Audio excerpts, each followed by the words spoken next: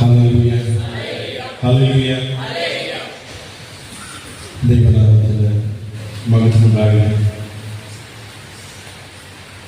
ഉപവാസ പ്രാർത്ഥനയുടെ കൂടിവരവില് അധ്യക്ഷ പദവിയെ അനുഗ്രഹിക്കുന്ന ഏറെ സ്നേഹ ബഹുമാനമുള്ള ജോർജ് അധ്യക്ഷൻ, പ്രാർത്ഥനയോടും സാന്നിധ്യം കൊണ്ടും ഈ കൂട്ടായ്മയെ ധന്യമാക്കുന്ന ബഹുമാനപ്പെട്ട ജോർജ് വർഗീസ്, എം ജെ ചെറിയാഴ്ച, ബഹുമാനപ്പെട്ട മാത്യു ജോർജ്, രാജീവ് ഡാനിയൽസ്, ജോവലസ്, പ്രിയപ്പെട്ട എൽബിനസ്, കർത്താവിനെ ഒന്നിന് തൊഴിൽ അധ്വാനിക്കുന്ന സുവിശേഷകർ, ആത്മാവിൻ്റെ അഴകുള്ള ഗാനങ്ങൾ കൊണ്ട്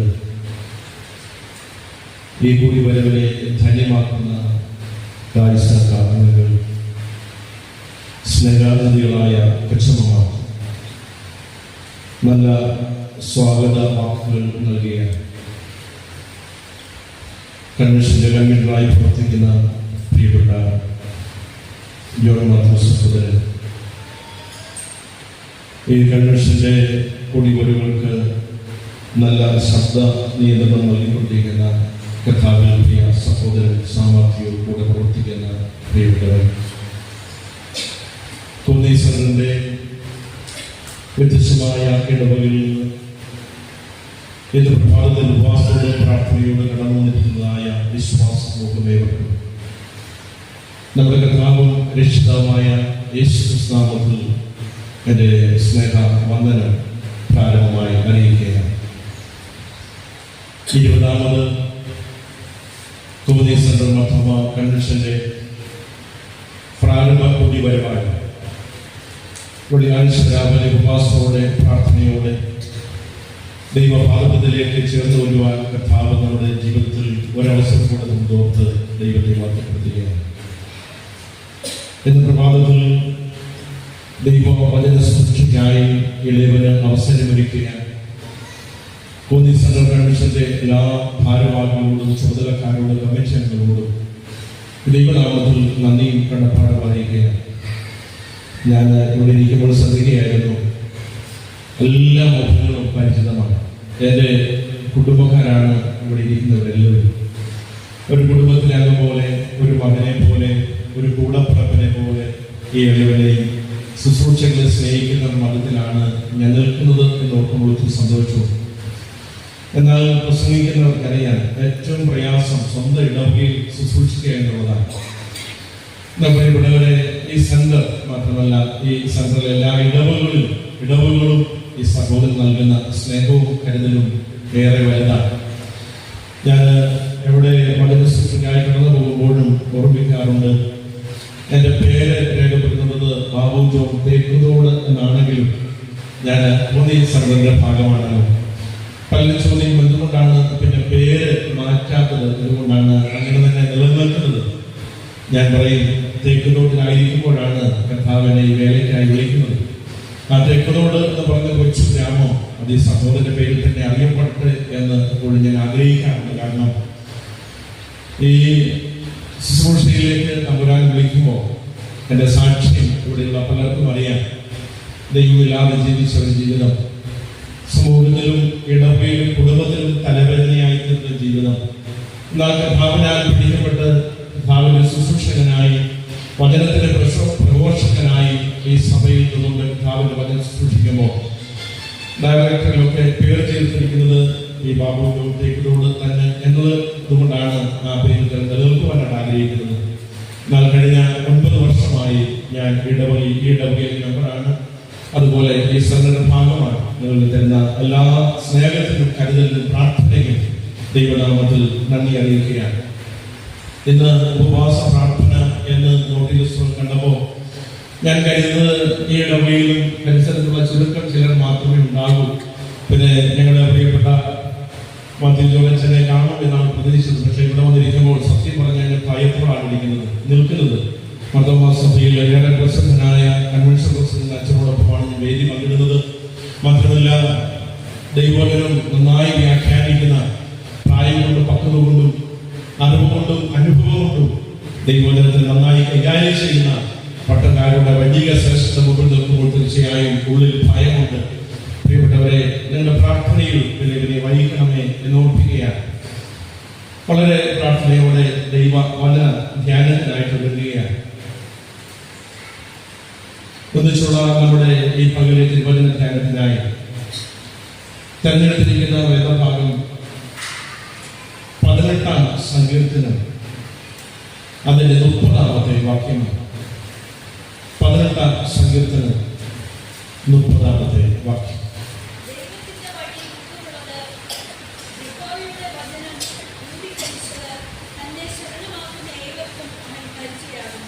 ദൈവത്തിന്റെ വഴി തീർച്ചയായും God's way is perfect. വചനം ജഡമായി തീർന്നു ഞങ്ങളുടെ ഇടയിൽ പാർത്തത്, ഞങ്ങളെ നിത്യത്തിലേക്ക് നയിക്കുവാൻ തന്നെ ജീവനെ കാൽവരിക്കുന്ന നല്ല ദൈവമേ സ്തുതിക്കാതെ ഈ വെള്ളിയാഴ്ചയുടെ നല്ല പകലായി ഞങ്ങളെ സ്തുതിക്കുകയാണ്. പ്രിയകർത്താവേ, ഉപവാസത്തോടെ പ്രാർത്ഥനയോടെ ഞങ്ങൾ ഒന്നിച്ച് വ്യത്യസ്തമായ ഇടവകളിൽ നിന്ന് കർത്താവേ ഈ ഇടവകളിലേക്ക് ചേർന്ന് വരുവാൻ ഒരു വർഷം കൂടെ തോന്നി സദർ കൺവെൻഷന്റെ ഭാഗമാകാൻ സ്വന്തം ആയുസ്സും ആരോഗ്യം തന്നതോർത്ത് നന്ദി പറയുന്നു. നിന്നതല്ല പിതാവേ, നിർത്തി എന്ന് സമ്മതിക്കുക. 2024 പ്രാരംഭങ്ങളിലേക്ക് ഈ 11-ാം മാസം കാണാതെ നമ്മുടെ മുഖത്ത് നിന്ന് കുറച്ച് മാറ്റപ്പെട്ടപ്പോൾ ബലഹീനരെ ബലത്തോടെ ഒരു വർഷം കൂടെ നിർത്തട്ടപ്പ ഫലം കാഴ്ചയ്ക്കുന്ന പുത്രന്റെ മധ്യസ്ഥതയിൽ നിർത്തിയ ദൈവസ്നേഹം ഓർത്ത് നന്ദി പറയുന്നില്ല.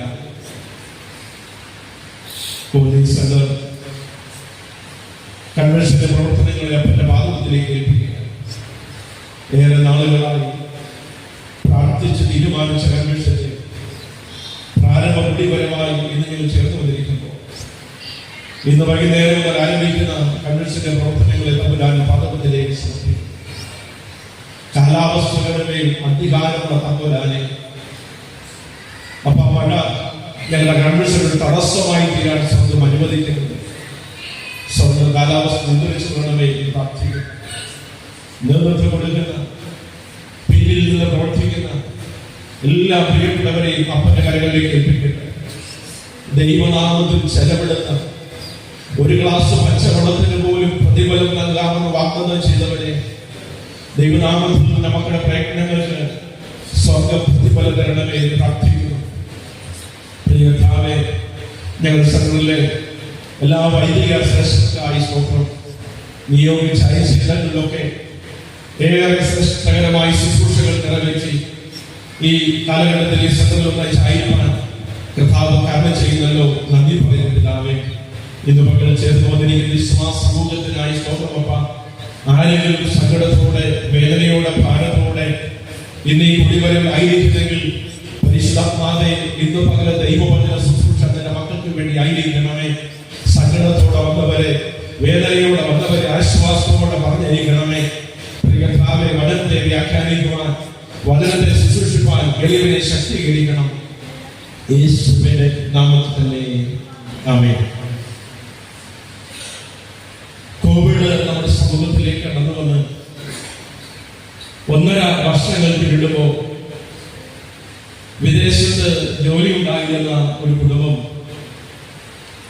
കോവിഡ് മൂലം കമ്പനി അടയ്ക്കപ്പെട്ട് ജോലി നഷ്ടപ്പെട്ട് നാട്ടിലേക്ക് മടങ്ങി വന്നു. പിടിച്ചു നിൽക്കുവാൻ, മുന്നോട്ട് ജീവിക്കുവാൻ അവരാൽ ആവോളം പരിശ്രമിച്ചു. പക്ഷേ സാമ്പത്തിക ബാധ്യത ഏറെയാണ്, കടം വീടുന്നില്ല.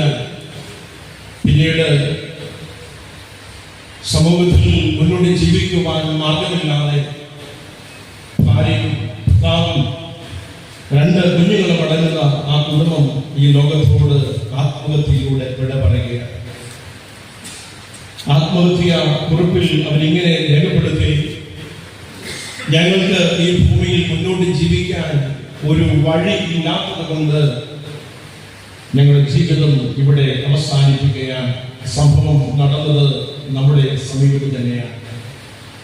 പ്രിയപ്പെട്ടവരെ, ജീവിതത്തിൽ ചില വഴികളൊക്കെ മുമ്പിൽ അടയുമ്പോൾ പാതി വഴിയിൽ ജീവിതം അവസാനിപ്പിക്കുന്ന എണ്ണം വർദ്ധിച്ചു വരുന്ന ഒരു കാലഘട്ടത്തിലാണ് നാം ജീവിക്കുന്നത്. വഴി തേടുന്നവരുടെയും വഴി കാണിക്കുന്നവരുടെയും വഴിയായി തീർന്നവരുടെയും അടുത്തിൽ നാം ഇന്ന് പകൽ ചിന്തിക്കുന്ന വിഷയം ദൈവത്തിന്റെ വഴി എന്നുള്ള വിഷയമാണ്. ദാവീദ് 18-ാം സങ്കീർത്തനം അതിന്റെ 30-ാമത്തെ വാക്യത്തിൽ വളരെ വ്യക്തമായി വ്യക്തിപരമായി തമ്പുരാനെ അറിഞ്ഞിട്ട് ഇങ്ങനെ രേഖപ്പെടുത്തുന്നു: എന്റെ ദൈവത്തിന്റെ വഴി തികവുള്ള വഴിയാണ്. ദൈവത്തിന്റെ വഴി അത് തികവുള്ള വഴിയാണ്. പ്രിയപ്പെട്ടവരെ, ദൈവവചനം സദൃശവാക്യങ്ങൾ 14-ാം അധ്യായം 2-ാമത്തെ വാക്യത്തിൽ വായിക്കുന്നു: മനുഷ്യന് തന്റെ വഴികളൊക്കെ വെടിപ്പായിരുന്നു, ദൈവമോ ആത്മാക്കളെ തൂക്കി നോക്കുന്നവനാണ്. മനുഷ്യൻ അവൻ തെരഞ്ഞെടുത്ത് യാത്ര ചെയ്യുന്ന എല്ലാ വഴികളും നന്നാണെന്നും വെടിപ്പാണെന്നും തോന്നുമ്പോൾ ദൈവത്തിന് വചനം പറയും: ദൈവമോ ആത്മാക്കളെ തൂക്കി നോക്കുന്നവനാണ്. യെശയ്യാ പ്രവാചക പുസ്തകം 55-ാം അധ്യായം 8-9 വാക്യത്തിൽ ഇങ്ങനെ വായിക്കുന്നു: എന്റെ വിചാരങ്ങൾ നിങ്ങളുടെ വിചാരങ്ങളല്ല, എന്റെ വഴികൾ നിങ്ങളുടെ വഴികളുമല്ല. ആകാശം ഭൂമിക്ക് മീതെ ഉയർന്നിരിക്കുന്ന പോലെ എന്റെ വിചാരങ്ങൾ നിങ്ങളുടെ വിചാരങ്ങളിലും എന്റെ വഴികൾ നിങ്ങളുടെ വഴികളിലും ഉയർന്നിരിക്കുന്നു. പ്രിയപ്പെട്ടവരെ, യെശയ്യാവ് പ്രവചനാത്മാവിൽ രേഖപ്പെടുത്തുകയാണ്: മനുഷ്യന്റെ വഴിയും ദൈവത്തിന്റെ വഴിയും തമ്മിൽ വലിയ വ്യത്യാസമുണ്ട്. മനുഷ്യന്റെ വഴിയും ദൈവത്തിന്റെ വഴിയും തമ്മിൽ വലിയ അന്തരമുണ്ട്. ആകാശ ഭൂമിക്ക് മീതെ ഉയർന്നിരിക്കുന്ന പോലെ ദൈവത്തിന്റെ വഴിയും മനുഷ്യന്റെ വഴിയും തമ്മിൽ വ്യത്യാസമുണ്ട്. എന്താ പ്രിയപ്പെട്ടവരെ, ദൈവത്തിന്റെ വഴിയും മനുഷ്യന്റെ വഴി തമ്മിലുള്ള വ്യത്യാസം നമുക്കറിയാം. ഈ കാലഘട്ടത്തിൽ മനുഷ്യന്റെ വഴികൾ മാധ്യമങ്ങളിലൂടെ നാം മനസ്സിലാക്കുന്നുണ്ട്. മനുഷ്യന്റെ വഴികൾ ദുഷ്ടതയും അക്രമവും അനീതിയും നിറഞ്ഞിരിക്കുമ്പോൾ നാം അനുഗമിക്കുന്ന, നാം വിശ്വസിക്കുന്ന നമ്മുടെ ദൈവത്തിന്റെ വഴി അങ്ങനെയുള്ള ഒരു വഴിയല്ല. പിന്നെ എങ്ങനെയാണ്? ഹോശയ്യ പ്രവാചക പുസ്തകം 14-ാം അധ്യായം അതിലെ 9-ാമത്തെ വാക്യത്തിൽ ഇങ്ങനെ വായിക്കുന്നു: യഹോവേ, നിന്റെ വഴി ചൊവ്വുള്ളവയല്ലോ. അതെ, ദൈവത്തിന്റെ വഴി അത് ചൊവ്വുള്ള വഴിയാണ്. വെളിപ്പാട് പുസ്തകം 15-ാം അധ്യായം 3-4 വാക്യം വായിക്കുമ്പോൾ അവിടെ പറയുന്നു: അവൻ പാറ, അവന്റെ വഴി അത്യുത്തമം. അത് പ്രിയപ്പെട്ടവരെ, ദൈവത്തിന്റെ വഴി അത് ഉത്തമമായ വഴിയാണ്. എന്നാൽ ഇന്ന് പ്രഭാതത്തിൽ ബാബു സഹോദരന് എന്റെ മുമ്പിലായിരിക്കുന്ന വിശ്വാസ സമൂഹത്തോട് ഒരു കാര്യം വളരെ വ്യക്തമായി ഓർമ്മിപ്പിക്കുവാനുണ്ട്.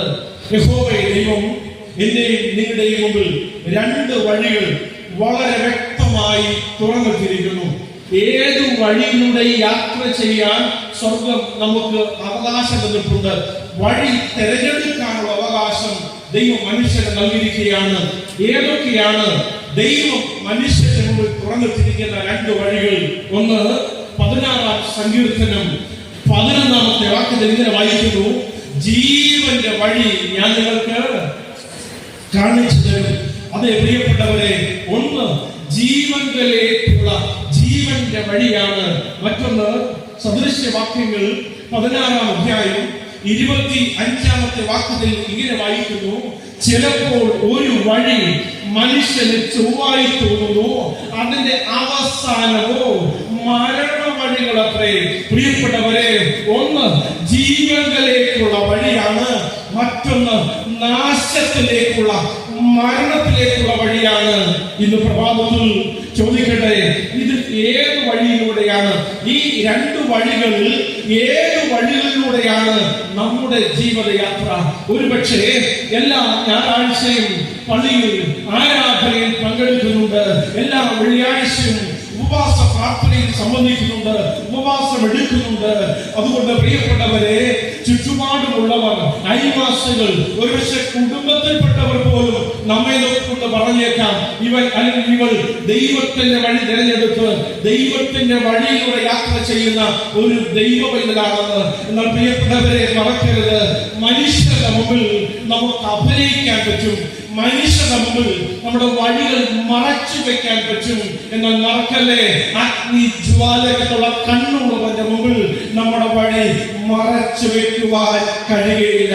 അതുകൊണ്ടാണ് സദൃശവാക്യങ്ങൾ 5-ാം അധ്യായം 21-ാമത്തെ വാക്യത്തിൽ ഇങ്ങനെ രേഖപ്പെടുത്തിയിട്ടുണ്ട്, മനുഷ്യന്റെ വഴികളെല്ലാം യഹോവയുടെ ദൃഷ്ടിയിൽ ഇരിക്കുന്നു. മനുഷ്യന്റെ വഴികളെല്ലാം യഹോവയുടെ ദൃഷ്ടിയിൽ ഇരിക്കുമ്പോ ഇന്ന് പകരം പ്രിയപ്പെട്ടവരെ, നാം ശാന്തമായി നമ്മെ പരിശോധിക്കണം. നമ്മുടെ ജീവിതയാത്ര ജീവന്റെ മാർഗമാണോ, നാശത്തിന്റെ വഴികളാണോ?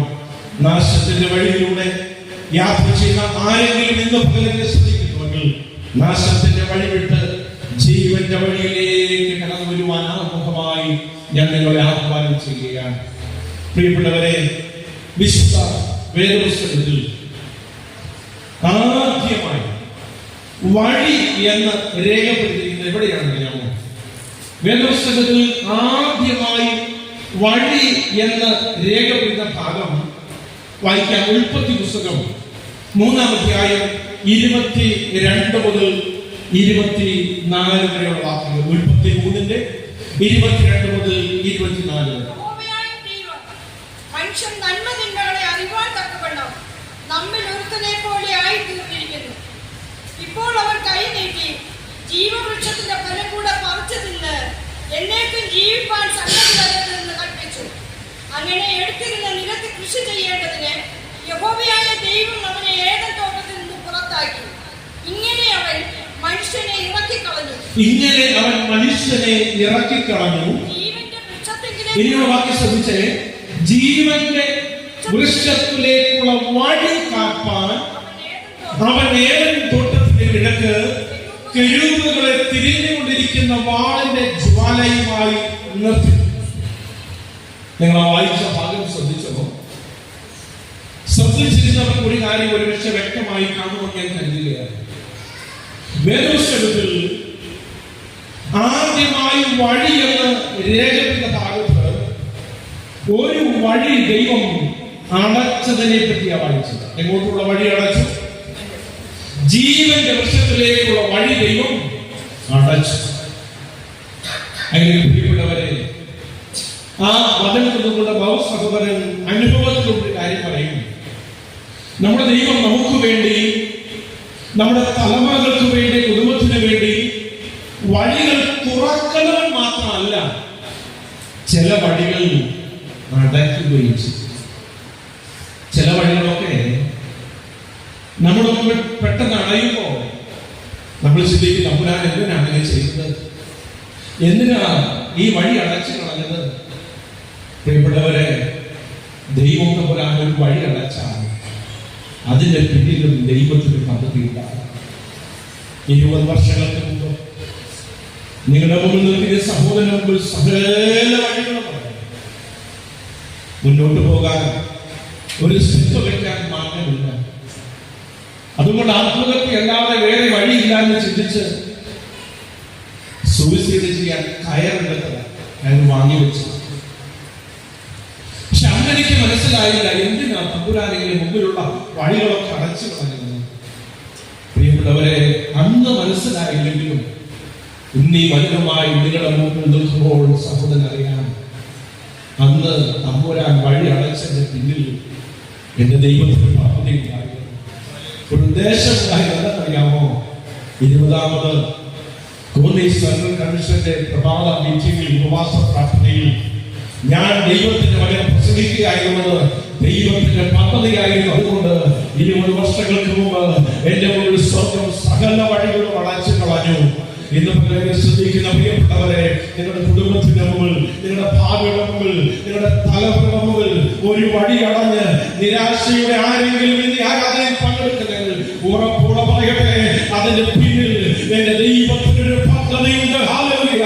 നിന്റെ തലമുറയെ മറ്റൊരു രാജ്യത്തേക്ക്, മറ്റൊരു മേഖലയിലേക്ക് തിരിച്ചുവിടാൻ എന്റെ സ്വർഗത്തിന് പദ്ധതിയുണ്ട്. പ്രിയപ്പെട്ടവരെ, വേദപുസ്തകം വായിക്കുന്നവർക്കും പഠിക്കുന്നവർക്കും വളരെ സംശയമുണ്ടാകുന്ന, നിരാശയുണ്ടാകുന്ന ഒരു വാക്യമാണ് നാം വായിച്ച ഉൽപ്പത്തി പുസ്തകത്തിൽ. അതായത് മനുഷ്യൻ ജീവവൃക്ഷത്തിലേക്ക് കടപ്പാതിരിക്കാൻ ആ വഴി അടച്ചു കളഞ്ഞിട്ട് ഇനി ഒരിക്കലും മനുഷ്യൻ അവിടേക്ക് പ്രവേശനമില്ല എന്ന് ഉറപ്പുവരുത്തിക്കൊണ്ട് തിരിഞ്ഞുകൊണ്ടിരിക്കുന്ന വാളിലെ ജ്വാലയുമായി കെരൂബുകളെ ഇങ്ങനെ കാവൽ നിർത്താനായിരുന്നെങ്കിൽ ദൈവം എന്തിനാണ് ഇങ്ങനൊരു വൃക്ഷം അവിടെ സൃഷ്ടിച്ചത്? എന്തിനാണ് അവിടേക്ക് പോകാൻ ഒരു വഴുതി ഒരുക്കിയേ? പലപ്പോഴും നമുക്ക് സംശയം തോന്നാൻ പറ്റുന്നവരെ, ഞാൻ പറയും, മറ്റ് ബുക്സ് വായിക്കുന്ന പോലെ വേദപുസ്തകം വായിച്ചാൽ ഇതിൽ എഴുതിയിരിക്കുന്ന അതേ അർത്ഥത്തിൽ, അതേ ആത്മാവിൽ നമുക്ക് വ്യക്തമാകില്ല. വേദപുസ്തകം ഇത് ദൈവത്തിന്റെ വചനമായതുകൊണ്ട്, ഇത് ജീവിക്കുന്ന ജീവനുള്ള വചനമായതുകൊണ്ട്, ഇതിൽ രേഖപ്പെടുത്തിയിരിക്കുന്നത് അതേ അർത്ഥത്തിൽ, അതേ ആത്മാവിൽ നമുക്ക് മനസ്സിലാകണമെങ്കിൽ നാം ആദ്യം ദൈവത്തെ പറ്റി അറിയണം. എങ്ങനെ അറിയണം? 34-ാം സങ്കീർത്തനം 10-ാമത്തെ വാക്യം, യഹോവ നല്ലവനെന്ന് രുചിച്ചറിയുകയും.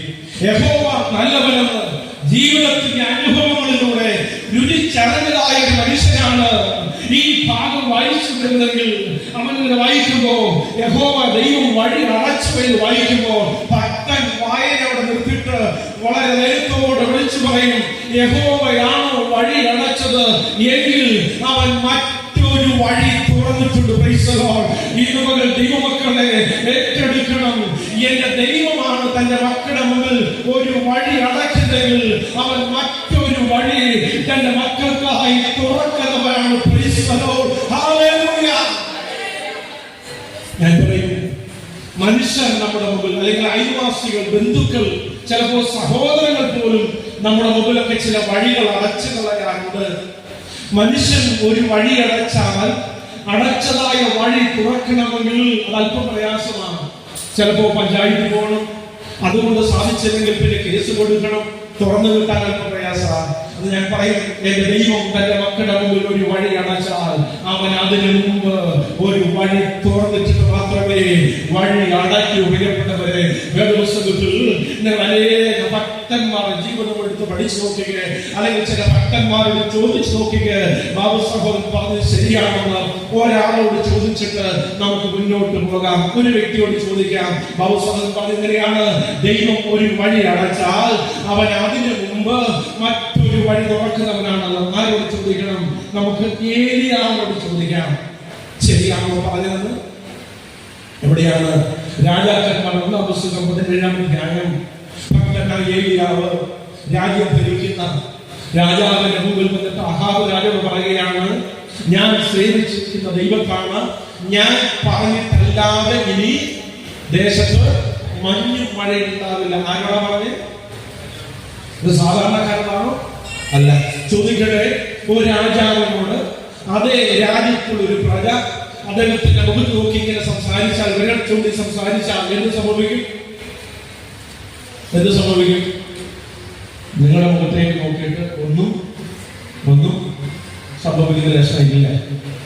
ഞാൻ വചന ശുശ്രൂഷയ്ക്കായി 3 പ്രാവശ്യം സൗദിയുടെ പ്രദേശത്ത് പോവുകയുണ്ടായി. സൗദി നമുക്കറിയാൻ രാജഭരണത്തിലാണ്. പരസ്യമായി എനിക്ക് ആരാധിക്കാനൊന്നും സാഹചര്യം ഉണ്ടായിരുന്നില്ല. എന്നാൽ ഇപ്പോൾ കുറച്ച് വ്യത്യാസം വന്നിട്ടുണ്ട്. സഭ ഒരച്ഛനെ ഇപ്പോൾ നിയോഗിച്ചിട്ടുണ്ട്. ഞാൻ ആദ്യമായി സൗദി ശുശ്രൂഷയ്ക്ക് പോകുമ്പോൾ ഒരു ദിവസം പ്രസംഗിച്ചത് മരിക്കാൻ ആഗ്രഹിച്ച, മരിച്ചാൽ മതി എന്നാഗ്രഹിച്ച, ആത്മഹത്യ ചെയ്യാൻ എന്നാഗ്രഹിച്ച ഏലിയാണ്. അദ്ദേഹം പറയുന്നുണ്ട്, എനിക്ക് ജീവിക്കേണ്ട, മരിച്ചാൽ.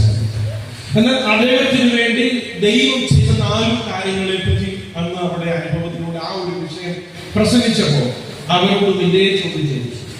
ഒരു രാജാവിനോട് ഒരു വ്യക്തി വിളിച്ചുകൊണ്ട് ഇങ്ങനെ പറഞ്ഞാൽ, ഞാൻ പറഞ്ഞിട്ടല്ലാതെ ഇനി ഈ ദേശത്ത് മഞ്ഞുമഴ ഉണ്ടാകില്ല എന്ന് രാജാവ് പറഞ്ഞാൽ എന്ത് സംഭവിക്കുന്നു ചോദിച്ചപ്പോൾ ഒരാൾ പെട്ടെന്ന് എഴുന്നേറ്റ് പറഞ്ഞു, എന്റെ സാറേ, പിന്നെ അവരുടെ ഭൂമിയുടെ മുമ്പ് ജീവനോടെ ഉണ്ടാവില്ല.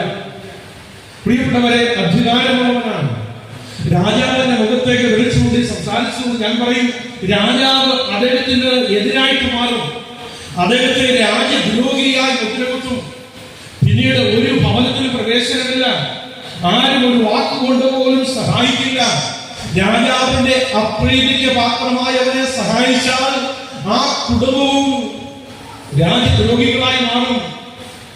പ്രിയപ്പെട്ടവരെ ശ്രദ്ധിക്കണേ, ദൈവത്തിന് വേണ്ടി സംസാരിച്ചതുകൊണ്ട്, ദൈവത്തിന് വേണ്ടി നിന്നതുകൊണ്ട് തന്റെ മുമ്പിൽ ജീവിക്കാനും എല്ലാ മാർഗവും അടഞ്ഞു. ഇനി മുന്നോട്ട് പോകാൻ ഭക്ഷണം കഴിക്കാൻ പോലും നിവൃത്തിയില്ല എന്ന് ഭക്തൻ ചിന്തിക്കുന്നുണ്ട്.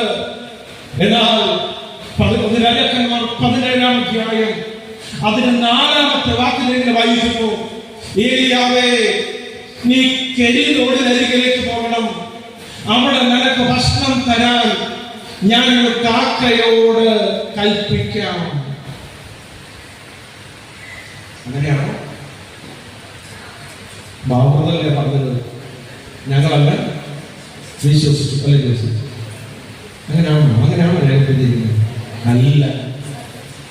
ഞാൻ പറഞ്ഞിരിക്കുകയാണ്, നീ കെരീതോടിലേക്ക് വെച്ചോ, അവിടെ നിനക്ക് ഭക്ഷണം തരാൻ ഞാൻ കാക്കയോട് കൽപ്പിക്കാം എന്നൊരു വാക്കാണ് ഞാൻ പറഞ്ഞത്. അങ്ങനെയാണോ രേഖപ്പെടുത്തിയിരിക്കുന്നത്? അല്ല, കാക്കയോട് കൽപ്പിച്ചിരിക്കുന്നു. മലയാള വ്യാകരണം ശ്രദ്ധിച്ചാൽ നീ അവിടേക്ക് വെച്ചോ, ഞാൻ നിനക്ക് ഭക്ഷണം തരാൻ ഒരു കാക്കയോട് കൽപ്പിക്കാം എന്ന് തന്നെയായിരുന്നു രേഖപ്പെടുത്തുന്നത്. പക്ഷെ എങ്ങനെയല്ല അവിടെ രേഖപ്പെടുത്തുകയോ, നീ അങ്ങോട്ട് പോയിക്കോ, അവിടെ ഭക്ഷണം തരാൻ ഞാൻ കാക്കയോട് കൽപ്പിച്ചിരിക്കുന്നു. ആ വാക്ക എന്നെ വല്ലാതെ ചിന്തിപ്പിച്ചത്. എപ്പോഴാ പ്രിയപ്പെട്ടവരെ ദൈവം തന്റെ ഭക്തന്റെ ഭക്ഷണം കൊടുക്കാൻ കാക്കയോട് പറഞ്ഞത്? രാജാവിന്റെ മുമ്പ് തന്റെ ഭക്തന്റെ മുമ്പിൽ വഴിയടയി ഭക്ഷണത്തിനുള്ള മാർഗം നിന്ന് പോകും മുമ്പേ തന്റെ പൈതലിന് ഭക്ഷണം കൊടുക്കാൻ സ്വന്തം ഒരു കാക്കയോട് കൽപ്പിച്ചിരുന്നു. ഹല്ലേലൂയ. ദൈവത്തിന് അള്ളപ്പെട്ട് സ്വീകരിച്ചതായ ഭക്തനായ മനുഷ്യൻ കെരീതോടിന്റെ അരികിലേക്ക് പോവുകയാണ്. പ്രിയപ്പെട്ടവരെ, അവിടെ ദൈവത്തിന്റെ അള്ളപ്പാട് പ്രകാരം അവിടെ വിശ്രമിച്ച് അവിടെ നിന്ന് കാക്കോടത്തിന് ഭക്ഷണം കഴിച്ച് തോട്ടിന് വെള്ളം കുടിച്ച് മുന്നോട്ട് ജീവിക്കുമ്പോ കുറച്ചു കാലം കഴിയുമ്പോ കെരീതോട് പറ്റുകയാണ്, കാക്ക കൊടുത്ത് ഭക്ഷണം നിന്നു പോവുകയാണ്. അപ്പോഴും വളരെ ചിന്തിച്ചതാണ്, കഴിഞ്ഞു, ഈ മരുഭൂമിയിൽ ജീവിതം പട്ടിണികളത് അവസാനിക്കുകയാണ്. എന്നാൽ അതിന് 9-ാമത്തെ വാക്യം ഇങ്ങനെ വായിക്കുന്നുണ്ട്, ഏലിയാവേ, നിനക്ക് ഭക്ഷണം തരാൻ ഞാൻ സാറാപത്തിൽ ഒരു വിധവയോട് കൽപ്പിക്കാമെന്നല്ല, വിധവയോട് കൽപ്പിച്ചിരിക്കുന്നു. എപ്പോഴാണ് കൽപ്പിച്ചത്? കെരീതോട് പറ്റുന്നതിന് മുമ്പേ, കാക്ക കൊണ്ടുവന്ന ഭക്ഷണം നിന്ന് പോകുന്നതിന് മുമ്പേ നിന്റെ ഭക്തന് ഭക്ഷണം കൊടുക്കാൻ സ്വർഗം ഒരു വിധവയോട് കൽപ്പിച്ചിരുന്നു. അങ്ങനെയെങ്കിൽ ഇന്ന് പകൽ കുഞ്ഞുങ്ങളുടെ മുമ്പിൽ, കുടുംബത്തിന് മുമ്പിൽ ചില വഴികൾ അടഞ്ഞ് നിരാശയോടെ ഇനി എങ്ങനെ മുന്നോട്ട് പോകും, ജീവിതം എന്തായിത്തീരും, കുഞ്ഞുങ്ങളുടെ ഭാവി എന്താണെന്ന് സങ്കടത്തോടെ ആരെങ്കിലും ഉപവാസ പ്രാർത്ഥനയിൽ പങ്കെടുക്കുന്നുണ്ടെങ്കിൽ അനുഭവത്തോടെ സഹോദരൻ പറയട്ടെ, ഒരു വഴി നിന്റെ മുമ്പിൽ അടഞ്ഞു പോകുമ്പോ ആമേൻ, അതിനു മുമ്പ് നിന്റെ കുടുംബത്തിനായി, നിന്റെ തലമുറയ്ക്കായി ഒരു വഴി തുറന്നിട്ടുണ്ട്. ഹല്ലേലൂയ. വിശ്വസനീയത ഏറ്റെടുക്കൽ അനുഭവിച്ചറിഞ്ഞിട്ടുണ്ടെങ്കിൽ കരമുയർത്തി വഴി തുറന്ന് അപൂരാനും നന്ദി പറയാം. Praise the Lord. ഹല്ലേലൂയ. ദൈവവചനത്തിലൂടെ ഏലിയാവിന്റെ ജീവിതാനുഭവത്തിലൂടെ തെളിയിക്കാൻ ശ്രമിച്ചത്, ദൈവം ഒരു വഴി അടച്ചാൽ അവൻ അതിന് മറ്റൊരു വഴി തുറക്കുന്നതാണ്. അങ്ങനെയെങ്കിൽ ചിലർക്കെങ്കിലും ഒരു സംശയം ഉണ്ടാകാൻ സാധ്യതയുണ്ട്. ഉൽപ്പത്തി പുസ്തകം 3-ാം അധ്യായം 24-ാമത്തെ വാക്യത്തിൽ ഒരു വഴി അടച്ചതിനെ പറ്റി പ്രാരംഭത്തിൽ വായിച്ചു. എങ്ങോട്ടുള്ള വഴി? ജീവന്റെ വൃക്ഷത്തിലേക്കുള്ള വഴി ദൈവം അടച്ചതായി അവിടെ വായിച്ചതോ. അങ്ങനെയെങ്കിൽ മനുഷ്യന്റെ ജീവിതത്തിലേക്ക് പ്രവേശിക്കാൻ അതിനു മുമ്പ് എവിടെയാണ് ദൈവം വഴി തുറന്നത് എന്നൊരു സംശയം ഉണ്ടാക്കാം. വഴി തുറന്നു പ്രിയപ്പെട്ടവരെ, ഒരു വഴി തുറന്നിട്ടാണ് അവൻ വഴി അടച്ചത്.